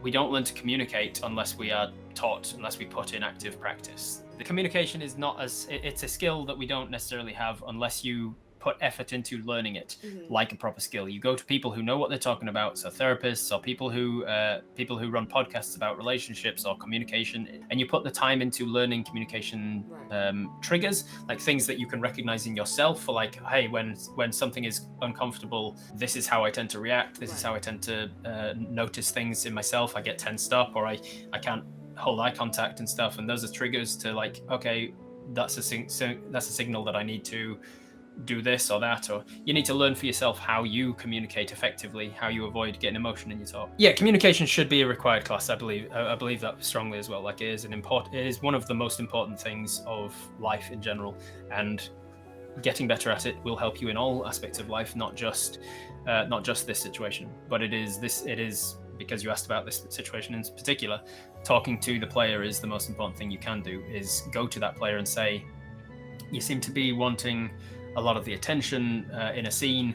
You don't say it in a way that is going to be accusatory or whatever, but you talk to them about that, and you say, when I'm having a scene with so and so, is there something you can be doing that would help to keep your attention? Because like I find that somebody will go off on a scouting mission and they do this thing, and I tell them everything that they're going to see, and then they get back to the party and they relay all of that information, and you haven't been listening because you weren't involved. Right. But it's important that you're involved even when you're not listening, because the scout is going to eventually tell you that information, and they don't want to have to relay it all at the table. Whatever it happens to be, you just talk to them and say, look, this is what I've noticed, this is why I think it's a problem, what can we do to work on making it not a problem? What is the most important personality or trait or strength someone would need to work in this industry to be successful at the job that you do? Creativity is probably above all else. Like, you can't be a successful dungeon, even if you're running a module. It takes an incredible amount of creativity to know how to make that interesting, to how to engage your specific players in that module, and why it wouldn't work just as well with somebody else. Like, make those players feel like the only characters that could go on this quest. And that takes creativity. You just like, it takes a certain type of storytelling kind of a mind to understand that. We've all watched TV shows and stuff where it's like, man, this writing is garbage. Like, the premise was good. The premise was good, but it was so poorly written. Like, the plots were seeable from a mile away, and like the dialogue was cheesy, and like all that sort of stuff. And you can see it in the same way. Like, you can pick up a campaign from the shelf. That is the premise of the TV show, as it were. That is like the elevator pitch of what the TV show is going to be. Right. But you as the Dungeon Master have to write the dialogue, and you as the Dungeon Master have to like set up the plot so that it's interesting, so that it pays off later. And any twists and turns, they have to be set up and seeded so that it's satisfying by the time they pay off, and not just it comes out of left field, because then it's not a twist, it's just a new piece of information. Right. And all of that stuff takes storytelling, it takes creativity, and I think that that's probably the most important thing. Have your players ever derailed you? Like, have you ever had a group of players that have consistently derailed your story? In my home games and my paid games, my on-running paid games, they don't tend to have rails. I have a particular idea of what's going to happen. Like I kind of said, I've got the big bad guy at the end, and before him is this sort of middle bad guy, and then before him is this like early stage bad guy. And as long as I hit those points, that's as close as I come to a rails. But while they're like, the way that they can get to any of those things, I can move those bad guys around, and I can have them doing whatever they're doing, and they're always going to be focused on their plan. So I'm kind of playing my own game that is on the rails, that I'm controlling, because I'm the one on that train. And that's going to happen regardless of what they're doing, and they can interact with it. If they discover that early enough, they can try and derail my train, and they can try and take that bad guy off of the rails. But that is the rails of the bad guy's quest, not the meta rails of the story as a whole. Them derailing the bad guy's quest is the story that I'm trying to tell. That the intention is that they will derail the bad guy's quest, and hopefully for an interesting enough story, they're going to derail him right as he's coming into the final station. I don't tend to have too many rails for them to go like completely, they've done a thing, which means I cannot continue with the thing that I had planned at all. The closest that comes actually is when a player drops out of a campaign. Ooh, okay. Because that has happened. Because of the way that I come up with a campaign, I have the entire campaign played out in my mind based on the backstories of those particular 4 characters, let's say. And if one of them decides I'm not going to continue anymore, as has happened a couple times, I then go, shit. His backstory, his issues with his daddy was exactly what was going to lead them onto this other general. This whole arc of the campaign over here was going to happen because of that. And now I can't do that. So and then somebody else has joined the campaign, and they've been going for 3 years, but this new guy has got a new character, and I need to tie him in a successful way with his backstory so that it feels like it's still tied into the story. That's the hardest thing to derail, as it were, when a player just drops out. But you handle it. You realize that that's an aspect of life that is what it is, and you handle it and you move on. If you had to give one piece of advice to someone starting out as a dungeon master, not necessarily as a career, but just something they're getting ready to do, what would that advice be? You prep as much as you can and then let go. Is the main important thing. Okay. Prep as much as you can beforehand. I don't believe that a lot of dungeon masters, you hear this advice on YouTube a lot. I don't believe that there is such a thing as over preparing. I think you can prepare. I think what people call over preparing is usually because you're holding onto your prep too much when you get into the game. Prep, which means world build, know what's happening in the world, know how the people of this particular town act towards this particular type of person, this adventurer or whatever that's going to come in. So know what the mayor of that town is, so that you know what sort of a person he is and what his wants and fears are, so that if the players suddenly decide to try and intimidate him into giving them money ahead of the actually completioning the quest, then you know how he's going to react, because you know who that mayor is and you know what his likes and fears are. You try and know. The more you know about the world, the more you know about your gods, how magic works, how this and that and the other, how the history of this particular area is, whether there's anyone that's any bad guy that's doing a particular thing in this thing that you could drop a couple of clues for. The more you know about the area, the more easy it is for you to improvise in that scenario, because it's not improvising at that point. It's just kind of thinking what would happen in this situation. I know what this character is, and I know who he is. I know how he feels about tieflings, and the tiefling threatening his family. I know how he would react to that, because it doesn't feel like improvisation at that point. When I say let go of your prep, is when you start gaming, you have to know that what you expected to happen doesn't matter. Doesn't matter what you expected to happen. You have to be in the moment with that person, these players, and you have to be aware of how they're acting, what they're saying, the body language of the actual players themselves. Are they having fun? Have I ignored this guy over here too much because I've been on a solo mission with this rogue for too long? You have to know that stuff. You have to be aware of that stuff as a good dungeon master, and then you can just trust that you are relying on the prep.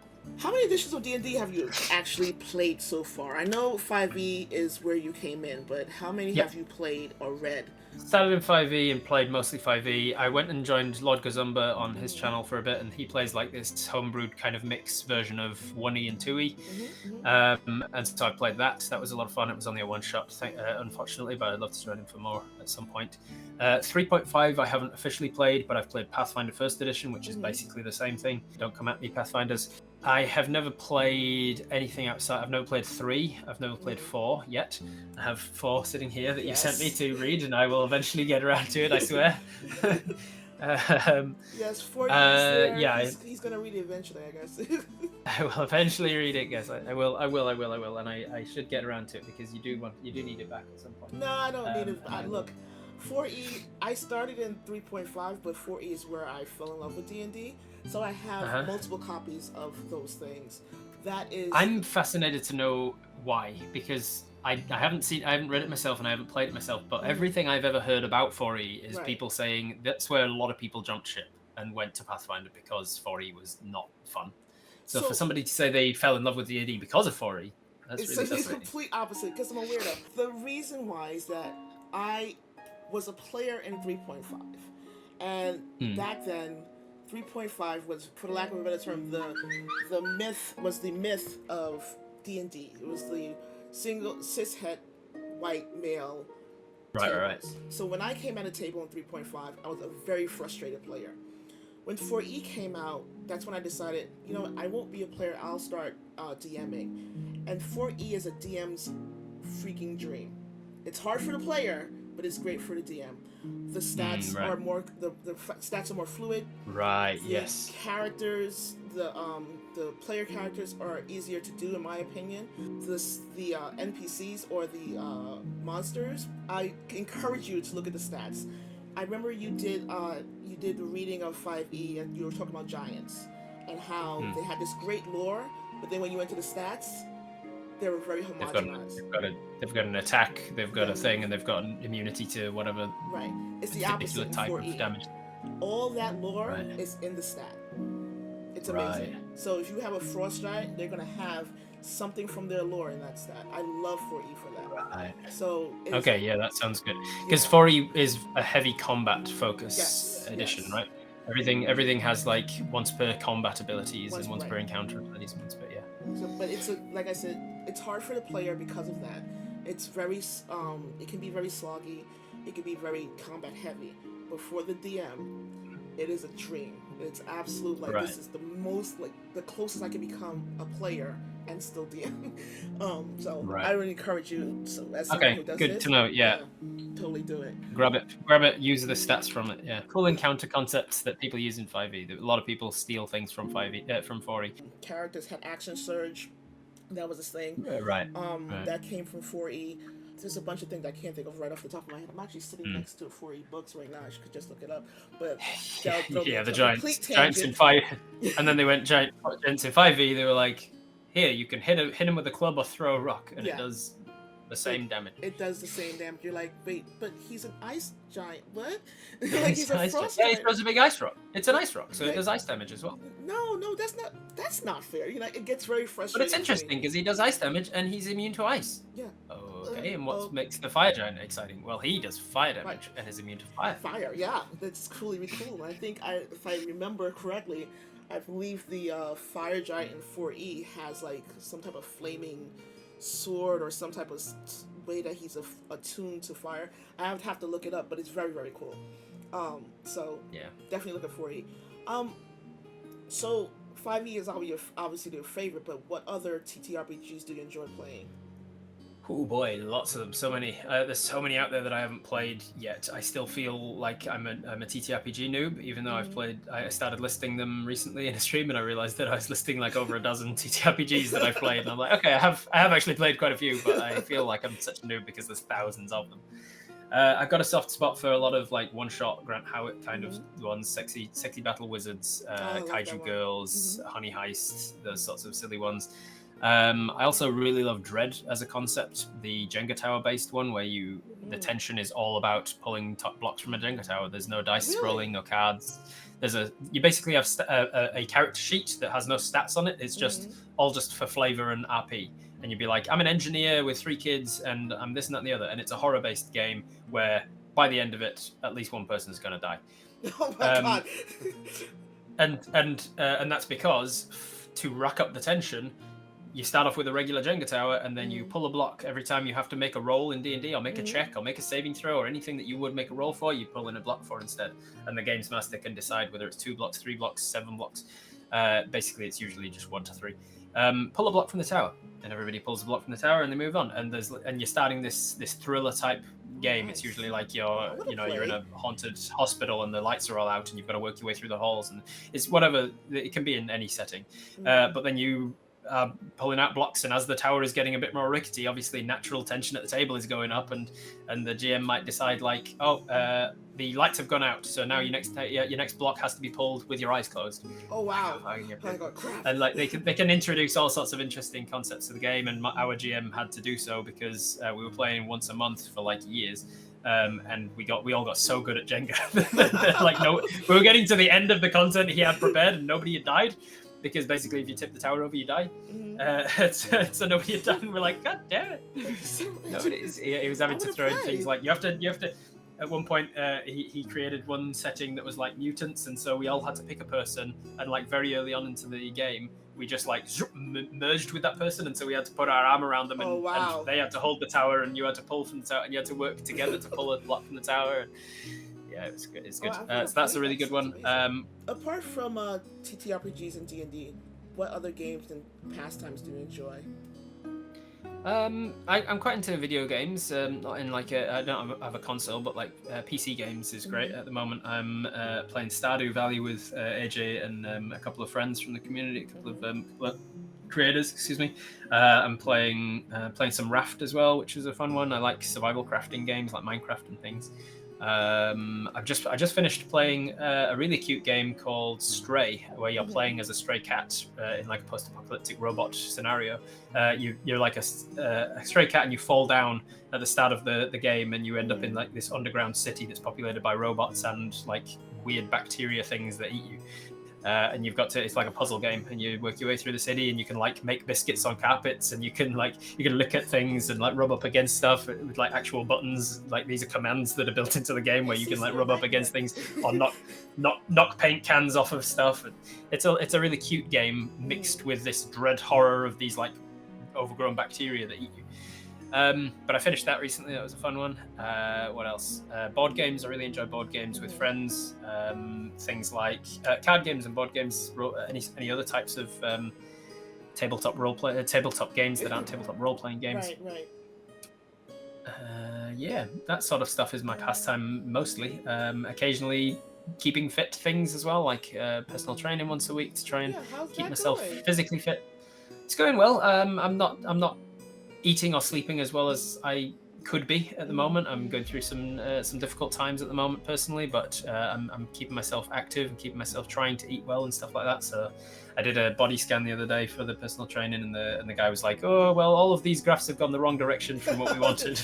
Your weight has gone up. If which would be fine if your skeletal muscle hadn't gone down, but your weight has gone up. Your skeletal muscle's gone down. Your something fat has gone up." But hey, you're still within the range that's normal and healthy. It's understandable given what you're going through, stress-wise and stuff. So it's fine. You'll be good. Just try and eat more protein. Try and do this and that. The other. Right. So it's fine. I'm still going along, but at the moment I'm just kind of plodding along rather than actually making gains. So there is a personality in D&D culture, nerd culture in general, which I call the actually. Actually, how do you they all have that voice as well. Yeah, they all have that voice, or they have like, oh my god, so like actually, how it goes is this. So it's either one of those two. How do you handle them in chat, or in general at your tables, or even when things are posted to YouTube or the Viva La Dirt League guys, and you see that in the comments? How do you handle that? It's down to the sim as everything else. It's up to them to set the tone of how I'm going to handle it. Essentially, if they come at me respectfully and say, I thought this was an action to cast, and didn't he use an action for this other thing? Am I not understanding something?" Then I'll be like, I'll look it up and I'll go, "Oh shit, yeah, you're absolutely right. I missed that. Sorry, thanks for letting me know. You are absolutely right." Or I'll say, "No, actually, it's normally an action to cast, but because he's a rogue, he can dash as a bonus action or whatever." And I'll respectfully go back to them.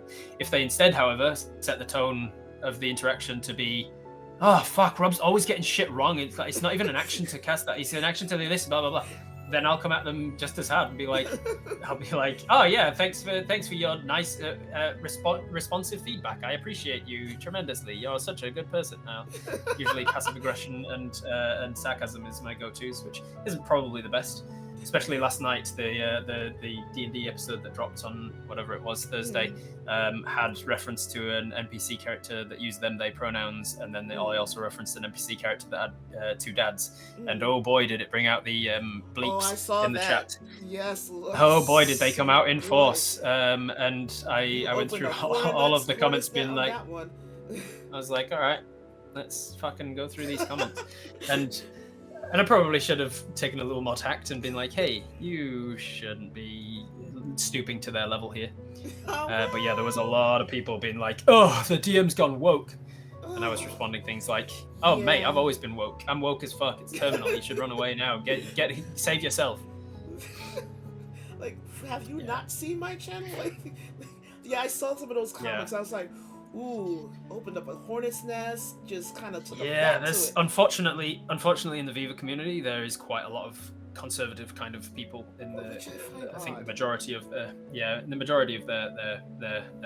people are the majority of their fans are that way inclined. Unfortunately, not to the point of like being bigots and saying like all of those slurs and remarks and things in the comments, but. A lot of people hold that view even if they don't comment about it. The upvotes, downvotes on that was not great, and the views in general of that particular video are not great. Yeah. It's an unfortunate fact that the Viva community is not as nice as people would like to think. The people who are responsive in the Discord and stuff with the Viva community are fantastic. The people who actually respond in like the chats and stuff and the Twitch and things, they're all great people and really loving communities. But the people who watch it more casually, the people who you only see them in like the view counts and the ups and downs and stuff, there's a lot of not very liberal people, let's say. I don't envy you, but slightly do envy you in having to answer those questions, because a lot of my chat knows that I don't get petty. I stay petty. But anyway, so you did a thing recently. Tell everybody about your new podcast. I got a new podcast. Yeah. I'm very excited. So I have been having some comments for a while saying like, I'd love to catch up with Twitch Tales, but I don't have the time to. It's a weird time zone for me, or I don't have time to keep up with it, or whatever, blah blah blah. And also watching it on YouTube later is not usually an option for me because of XYZ. And so I was like, we really need to put this out as a podcast, and eventually we did so. eventually we chucked it together. Basically took the audio of all of the Twitch Tales episodes, took the audio of all the Short Rest interview series. And soon we'll be taking the audio off of the Robert Reads as well. And then we're putting them out as a podcast. We put a top and tail kind of you listen to the Robert Hartley podcast. Put in my sexy radio voice. Ooh. You're listening to the Robert Hartley podcast. And we're putting them out there so that people can listen to them and catch up with the stories and things in a method that doesn't use up all of their bandwidth. They can do it while they're on their commute to work. They can do it on the whatever, and the view counts are going well. If you want to find it, you can find it at Robert Hartley GM, same as everywhere else. It's on Spotify, it's on Apple Podcasts, it's on Google Music. It's on any platform that you use, probably, and if you can't find it, you can find it using the RSS feed as well, which is where you can just like copy and paste it into whatever podcast that you use, and it will find the podcast. Nice. So, rules as written or rules as intended, and why? Ooh, okay. Rules as written has much more weight with me than it does with a lot of DMs. A lot of DMs you come across are like, rule of cool beats all. For me, rules as written. There have been hundreds and hundreds of hours of gameplay and testing with Unearthed Arcana and stuff to try the best to keep this as a balanced system, and I think it's somewhat arrogant of me to think that I can do a better job out of the gate. Like, I can look at that and go, this is something that they have decided is the rule, and this is the balance, and they've decided that this is the direction they want the power creep to go in, or whatever it is. And then I will usually start by running something as rules as written. Anything that comes out as a new rule or an optional rule, I'll use it as rules written. And then after I've played with it a bit, I will go, I get it. I get what they're trying to do. For my games, that's not going to work because I don't have as many combat encounters as they're expecting a game to have, or my players are much more interested in exploration and roleplay than they are in this other thing, or for one reason or another, my specific games, the way that I run them, this rule is no longer balanced for it. So then I'll rules as intended it, and I'll go rules as then I'll rule of cool it, or I'll homebrew it. Rules as intended, RAI, is important, but again, it comes down to the arrogance of knowing what the person intended when they wrote it. Rules as written is usually wins out over rules as intended for me because it's it's very clear that in the way that spells are written, they are written with certain wording. I have a very strong interest in linguistics and syntax and grammar and stuff like that, and so I can tend to tell that they've chosen a certain word, and that probably is important because they've also used the same phrase over here, and they've used the same wording over here, and they haven't said it in a certain way like you get a +2 to this effect. That's not how they've written it. They've written it as when you do da da da da da, you get +2 to the modifier of the blah blah blah blah blah, and it can be a bit too wordy, but there's a reason they worded it that way so that they can get around certain loopholes and stuff, than just saying you get a +2 to blah. So I tend to focus on rules as written because I know the designers and the writers have put a lot of thought into the words that they choose to use. Rules as intended comes into play when there is a clear loophole that like has been clarified on Twitter or something, where Jeremy Crawford or somebody said, "Oh, this is how we intended it to be," and then I'm like, "Okay, that's clear." Then now that becomes rules as written. It's just the rules are written on Twitter rather than written in the book. If you could DM for anyone, dead or alive, real or fiction, who would it be? I've thought about this a few times, and I think comedians are usually a lot of fun to play. Like Robin Williams would be great. I think Jack Black would be great. I think that Kristen Wiig and some of the other SNL folk would be fantastic as well. Like some what's his name that plays Jake Peralta? Andy Samberg. Andy Samberg would be. Okay. I don't know. I'd be also interested to play with people from like way history, like freaking I don't know, George Washington and stuff, just to have them as an excuse to have them at the table and be like, how were you? How was your life? Are you okay? What sort of a person are you? Are you okay? What's going on? I think let's see. I think a lot of like the people from Lord of the Rings, the cast from Lord of the Rings and stuff would be great, because I think that they obviously are heavily immersed in the nerd culture of like high fantasy, and so having like a lot of themed game for like that cast would be great. Not sure. How about you? Who would you have? Let's see. So I used to think about this a lot. So when I first started doing this for hire, I was like really into history. So I wanted like Genghis Khan for some strange reason. Oh yeah. Yeah. I wanted Queen Victoria. Don't know why. Oh yeah. And I wanted Shaka Zulu. Don't ask me why those set of people. Okay. But now it's morphed into Robin Williams. There is a person who was a very close friend of mine, who I would love to have had at the table, who passed away some years ago. Would have loved to have him at the table just to see what he would have been like. Yeah. And I think from history, just because I love history so much, I would love to have like John F. Kennedy and at my table. It'd be interesting to see what his take would be on all this TTRPG stuff. I tell you what, I'd love to have George R.R. Martin and J.R.R. Tolkien and people who are like storytellers and creators, world builders, essentially, like people who have created these massive words, and just have like see how deep they get into the lore and my world and stuff. Use them as a way of like pointing out any inconsistencies in my world, my world building. And they're like, C.S. Lewis, C.S. Lewis, the whole creation of Narnia would be great. I mean, now that you said that, now like, so my world is very modern based. It's set in New York City. Oh yeah, cool. It's heavily fantasy, but it's very modern based. So I think now we want J.R. Ward and maybe like Kelly Armstrong. I don't know. Now you got me thinking.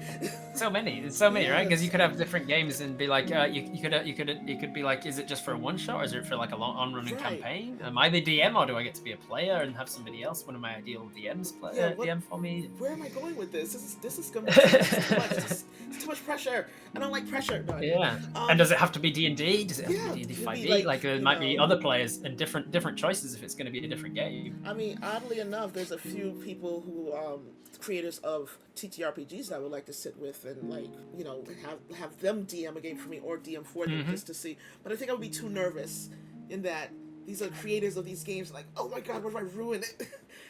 I tell you as well, one thing that might be a bit weird or controversial sounding to sound, I'd love to have a game where I play for Adolf Hitler, Pol Pot, Robert Mugabe, and just like have all of them around the table and be like, what was going on? Like, you thought you were good people, right? Like, they thought they were doing the right thing. Right. And to have them all, like, I just find it I find psychology fascinating. Right. And so I find, like, the fact that everybody's a hero of their own story.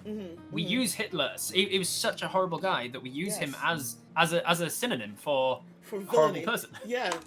For villain. Right. And same with Pol Pot and all these others as well. I'm like, I would love to just have an opportunity to be like, to have them like dinner party style almost, and go and to explore their psyche through the characters that they would choose to play, right? And like how they would choose, like whether they would be murder hobos or whether they would surprise you by being like the role players and the explorers, and would they be interested in saving if I set them up in a scenario where I had a blacksmith's daughter being kidnapped by goblins. How would they individually react to that? And would they think to go and save her and do the things that we think of as being like typical of a good person? Would they play characters that are tending towards lawful evil and then on their character sheet write them down as lawful good? Like those sorts of questions I'd find really interesting to explore and be like, do you think you're a good person, or do you know that you're a bad person and you're happy to play evil and you enjoy playing evil? Get caught up in the minutia of, are you okay? I feel like you were okay. You came in. like somewhere along your path, where did you diverge? Like I think I would get caught up in that so much. So I don't know if that would work out for me too well. So chat, just gonna open some questions up to chat. If you guys want to ask any questions, please feel free to redeem those questions with channel points.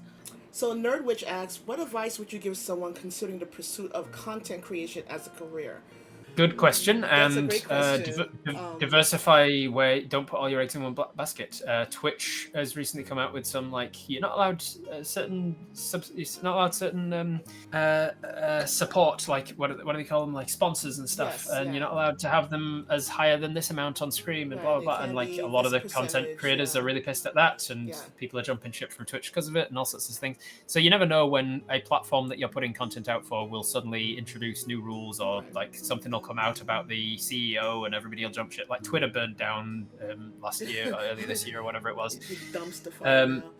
So like I will do a Twitch Tales on Twitch, and then that VOD will go onto YouTube, and then we'll take clips of that for YouTube Shorts, and we'll take those same clips and put them as Insta Reels and TikToks, and then I'll take the audio from it and make it a podcast. And if I really wanted to go all out, I could like take a transcription of it and put it out as a story or like a blog or something. Like you can diversify and put it out on all these different platforms, because generally speaking, the people who watch Twitch don't also go over and watch YouTube, and the people who watch Instagram don't use TikTok and all, like people, and that's why all of these platforms sort of homogenized and like started branching out. YouTube introduced YouTube Shorts, and Instagram it used to just be pictures, but then it was like pictures and reels, because they realized, TikTok's taking a lot of our viewers. Everybody diversified their own platform, and nobody stayed in their lane anymore, because they want you to stay. If you're on YouTube, they want you to stay on YouTube.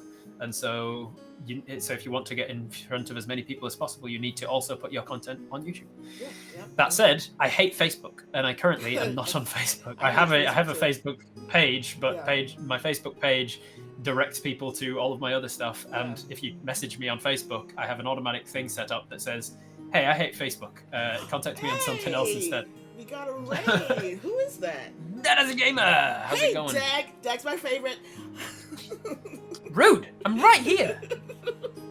You're like my third favorite. We didn't need to put a number to it.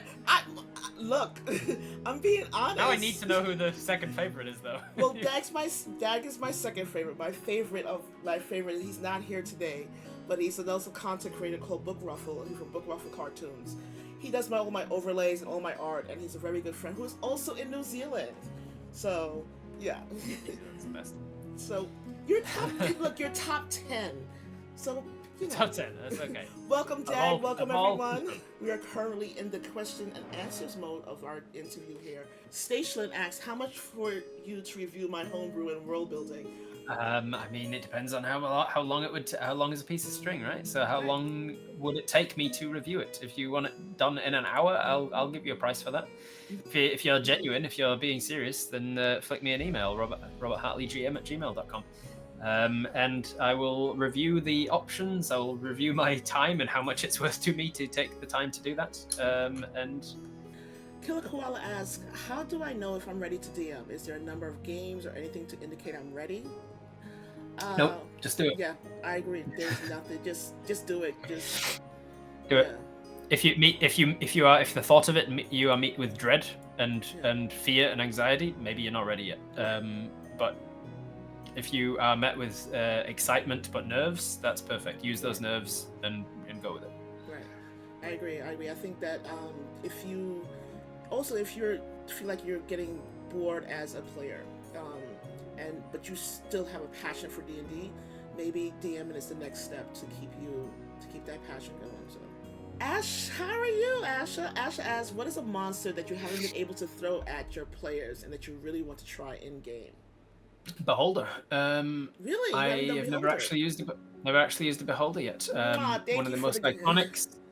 One of the most iconics, and the lore behind them is that they don't really need to sleep so much. They need to rest or whatever, but they are awake pretty much 24 hours a day, and they are scheming and plotting and thinking, and they are an embodiment of paranoid, and so they have contingency plans from plan A all the way through to plan double Z. They have plans upon plans upon plans. It says specifically in no uncertain terms in their stat block, if it doesn't matter if the players come bursting through the wall riding on T-Rexes or teleport into their bathroom or climb up their sewers, they have a contingency plan for that event. Right. And so the thing that has prevented me from playing a Beholder is that I wanted it to be like a significant, dangerous threat. The challenge rating says CR 13 or something, I think, for a Beholder. But if you play them that way, if you play them with the lore as is, and you basically allow yourself as a DM to metagame the shit out of that encounter, which is perfectly allowable and expected, you should be able to go, what are you doing on your turn? Okay, so the Beholder would know that, and the Beholder would do this thing. And you can metagame everything because it specifically says the Beholder has thought about all of it. If you play it that way, it would be way harder than a challenge rating 13. Yeah. I always thought I always thought that challenge rating was way under than it should be for what they said the lore is. Like, I'm like, I don't know if that's a 13. I think that's almost impossible to beat.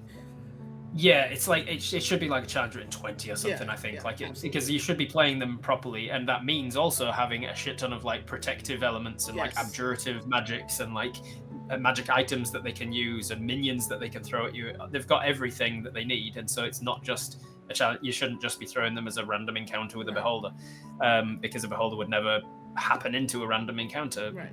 Rules lore as written. So yes, I did technically use a Beholder at the start of Dreadman's Revenge, but it was a scene setter essentially. It died immediately and then was raised as a what do they call them? Not a zombie Beholder, the ones that are like death skulls, I think they call it, something like that. Okay. The Beholder part of it was not actually like the Beholder element. But like with Aboleths, Beholders should also be the end of an arc. They shouldn't be a randomized encounter. They should be like the whole challenge of a Beholder comes way before you ever meet it. It comes from like trying to work your way through its trap and its lair and its dungeon to try and get to it in the first death. Also, I feel like it's also part of like anticipating something that anticipates you almost like 100%. So how do you anticipate? Yeah. I'm looking forward to the time that I get to use a Beholder to its full extent, because I will just take off all of the. It feels to me like Goku taking off the training weights. Like I've been all of my encounters, everything I've ever played as a dungeon master is me kind of on some meta level going, this character wouldn't know that though, or I'm kind of going a bit hard on them, or I really didn't intend for this to be a TPK, so I'll pull back a little bit over there, or I'll attack the tank because that's kind of how he wants to play. Whereas with the Beholder fight, when I finally get to one, it will be a case of I'm going to unleash myself to my full extent and use all of the meta knowledge of all of the rules of D&D and how these little interactions can happen, and the way that if you do this thing with this item, then I get to be like properly Beholder brain. I need to be there for this. I want to be there for this. Okay, you need to. When you're going to do this, I please let me know. So I'm either televised in chat. I need to be somewhere in the vicinity of this happening. So, Matt asks, who's an awesome content creator as well and a really great DM. How much for you to sing the confrontation with me? What? The confrontation with me? What's the confrontation, Matt? Don't know it. I have no idea what that is. Is that the whole title, The Confrontation with Me, or is it you want to sing The Confrontation with me? But you want to duet? From Les Mis. Oh shit! The Les Mis confrontation. Oh mate, free. Let's get on it. Let's do it. If you want it, I'll sing Les Mis till the cows come home, and I will. Let's do a Les Mis stream. I'm sure it won't get us the DMCA. Let me know when that's gonna happen, because it's on Matt's channel or your channel. I want to be there too. Yeah, the confrontation's the is it the one where he's like, Monsieur le Maire, you wear a different chain. Yeah. Oh, I would love that. That would be amazing. Matt's awesome. Please, guys, check out Matt's channel. He's a very cool person to hang out with. He's usually early in the morning, so he's my go to work person. Jean, at last we see each other plain. That is Monsieur le Maire. See, you got a concert. There you go. I can't stop now. You've got it now. Stationlin asks, thanks for the shout out for Matt. I appreciate that, Maddie. Stationlin asks, how much of a dice goblin are you? This question is extended to both of you. Oh boy. Not at all. Surprises a lot of people in TTRPG world. I'm not interested in dice. Like, I have a bunch of dice. I counted them recently, and I wrote it somewhere. I can't remember now. I had something like 40 sets of dice, let's say. But I've bought like one of those sets of dice, maybe two. Dice aren't my thing. Minis are. I'm a huge mini goblin. I've got thousands of minis, and I always want more. Right. Because with minis, like, yes, I might have 4 different goblin minis, but do I have a female goblin with a hood up? No. Do I have a goblin with 2 daggers? No. Do I have a goblin with a longbow? No. So I need all those different. Like, I need all of them. So like, yeah, I need all the different types of minis. I need like 17 different tieflings, each of them with a different slight stance, and one with magic, and one with a bow, and one with a sword, and one with 2 swords, and one with a shield and a great. So minis I can just keep going and going and going, but with dice I'm like, I've got enough dice. Like I don't need more dice. Well, for me, I have a lot of dice, and it's mainly because of the way I run my business, the for hire DM stuff. So part of the package of hiring me is that you get a set of dice at the end of the game. Those dice that you play with, they're yours. Nice, yeah. And like it encourages the party and the people who hire me to, one, hire me back, and 2, to keep playing. Like, even if you never, like, I never see you again. Yeah, absolutely. You keep playing, because you have got some dice now. You can do it. And they will be reminded whenever they see that set of dice, even if they're not playing all the time. They'll be like, "Oh, that dice set that's sitting on their mantelpiece, their shelf with their gaming stuff." The next question is from Dag, who I think is still in chat. Who's your favorite Pathfinder GM from Australia? I think Daily Dale has done some Pathfinder. She joined me for Pathfinder. She's probably not a GM though. GMs from Australia. I don't think AJ Winters has ever done. She's probably my favorite GM from Australia, but I don't think she's done Pathfinder.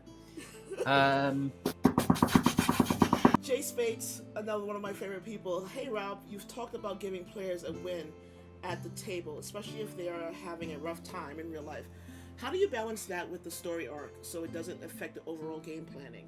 I tend to plan around giving people wins anyway, so it doesn't really affect the planning too much because I've planned to do so.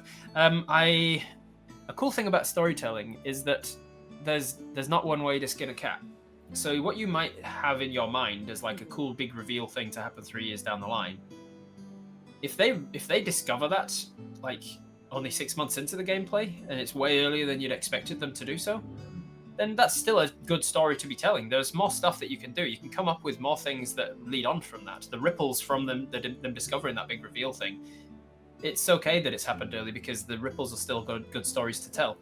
And also, who's to say that your game's still going to be going 3 years from now? Right. Like you might never get to that thing. Don't hold on to your cool things that you want to do later, because you might never get around to doing them. Right. He says hypocritically, holding on to this cool beholder fight that he's never gotten around to do. That's more because I know that they have to be a high enough level in order to succeed. You're really good at pivoting in your stories. I've noticed this in Twitch Tales. I've noticed it on other channels where you've DM'd.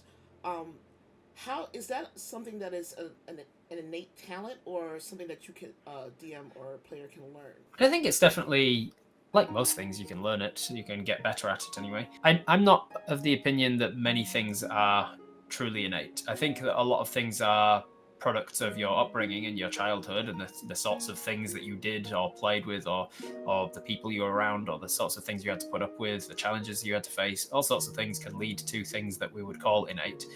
But I think a lot of it is a product of environment, and if you change your environment, or if you put a lot of thought or time or effort into certain things, you're going to get better at them, or you're going to get, if you're consciously trying to get better at them, you're going to get better at them. The ability to pivot under something kind of coming out of left field, I think, is something that you can get better at by doing it a lot. And self-reflection. Right. Self-reflection on those things, like after the fact, thinking about why did it catch me off guard, and what could I have done to prepare for that, and what could I have done better, and always self-assessing in a way that you're not putting yourself down, like, oh god, I could have done that better. Right. But like in a way that's just reflective of oh yeah, if something happens like that again, maybe I'll do this. Jay Spates asks, how do you progress the story if the dice rolls just stink? I know failed dice rolls are important for balance, but there comes a point where you need to get information out to get the story moving. Never put vital information behind a dice roll. Yes. For that exact reason. If they need to find a note in the crime scene, in order to get the information that they need to work out what happened at the crime, or to work out the next stage of the journey or whatever, and that note is the only way you can imagine putting that information there, they do not need to roll to find that note. Yes. Or regardless of what they roll, they find the note. The DC is a 1 or whatever. Like, you don't ever put if they need to get through a door in order to progress the story, don't lock that door, or don't have them roll to pick the lock, or take away the rolls if there's no time constraint to doing the thing as well. Like, so if they need to get through that door, yes, they need to pick the lock, but don't have them roll to pick it if there's no time constraint to doing so. They can just be like, oh yeah, you take enough time that it takes to pick the lock, you pick the lock and you're in. That's the most important thing to do. Otherwise, I do like having rolls, and I do like having things locked behind roles and behind information and stuff, but it's always information that I can either give them another way, I can have an NPC tell them it later, or I can have them find it in another room or whatever, or it's something that I can handle them never getting around to.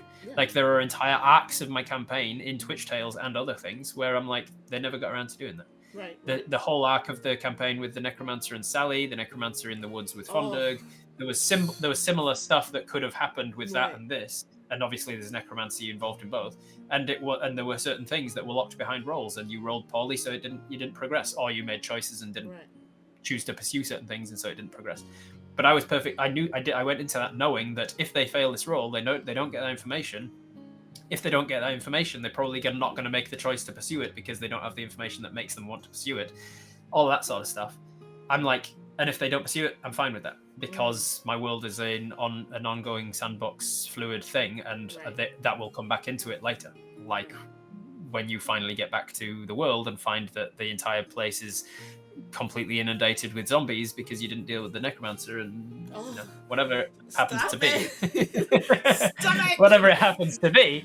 The necromancer I'm ready for that to come back into it at some point. Oh my god. Oh, tell everyone what we can expect for the future from Robert Hartley GM, the person, and Robert Hartley GM, the brand. I'm going to be continuing with the Viva La Dirt League D&D campaign soon. We're going to be playing the next thing of that. It's going to be in the tavern of their studio, which is pretty exciting. It's also the Girls campaign starting soon as well. We're going to be doing the session 0 for that and working out what the game is going to be there.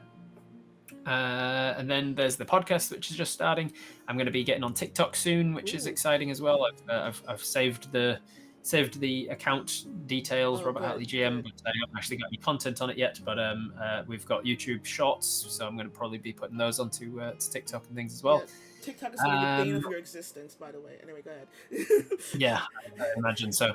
I am looking at starting to split my personal and brand accounts as well. Like on Instagram, I've just got Robert Hartley GM, but I'm thinking maybe I need an actual like Robert Hartley GameMaster sort of account that's not my personal account as well, so thinking about doing that, so see those sorts of changes coming. You can also find me on the Dragonlance campaign on Wednesday nights on GM Workshop channel. It's a very fun stream where we are all playing siblings. I'm a player in that, and it's very exciting. We just hit level 5, and I'm a wizard, and I'm very excited to be playing that character. So you can check me out on all sorts of things all over the internet at Robert Hartley GM. Yeah. Thank you, Robert, so much for hanging out with me. This is a lot of fun. I appreciate that. And hopefully I'm working on PAX. We'll see what happens. We'll see. What's the Fingers kitty's crossed. name? I'm working on it. What's the kitty's name? So the kitty's name is Sisu. She thinks she's a dog. She will sit on command. She's also about 18 and a half pounds. So there's that. Hence why I had to help her. Yes, I'm speaking about you. Hence why I had to help her onto the cat tree there. Yeah, she's a big cat. But thank you, Robert, for hanging out with us. So the way I usually end this is I let my guests direct the raid. So where are we going? Let's have a little look then and see who's online. Twitch.tv/. Blah, blah. Let's see. We've got. I don't stream it this time normally, I guess, because not many people are on. Phoenix Iwaki.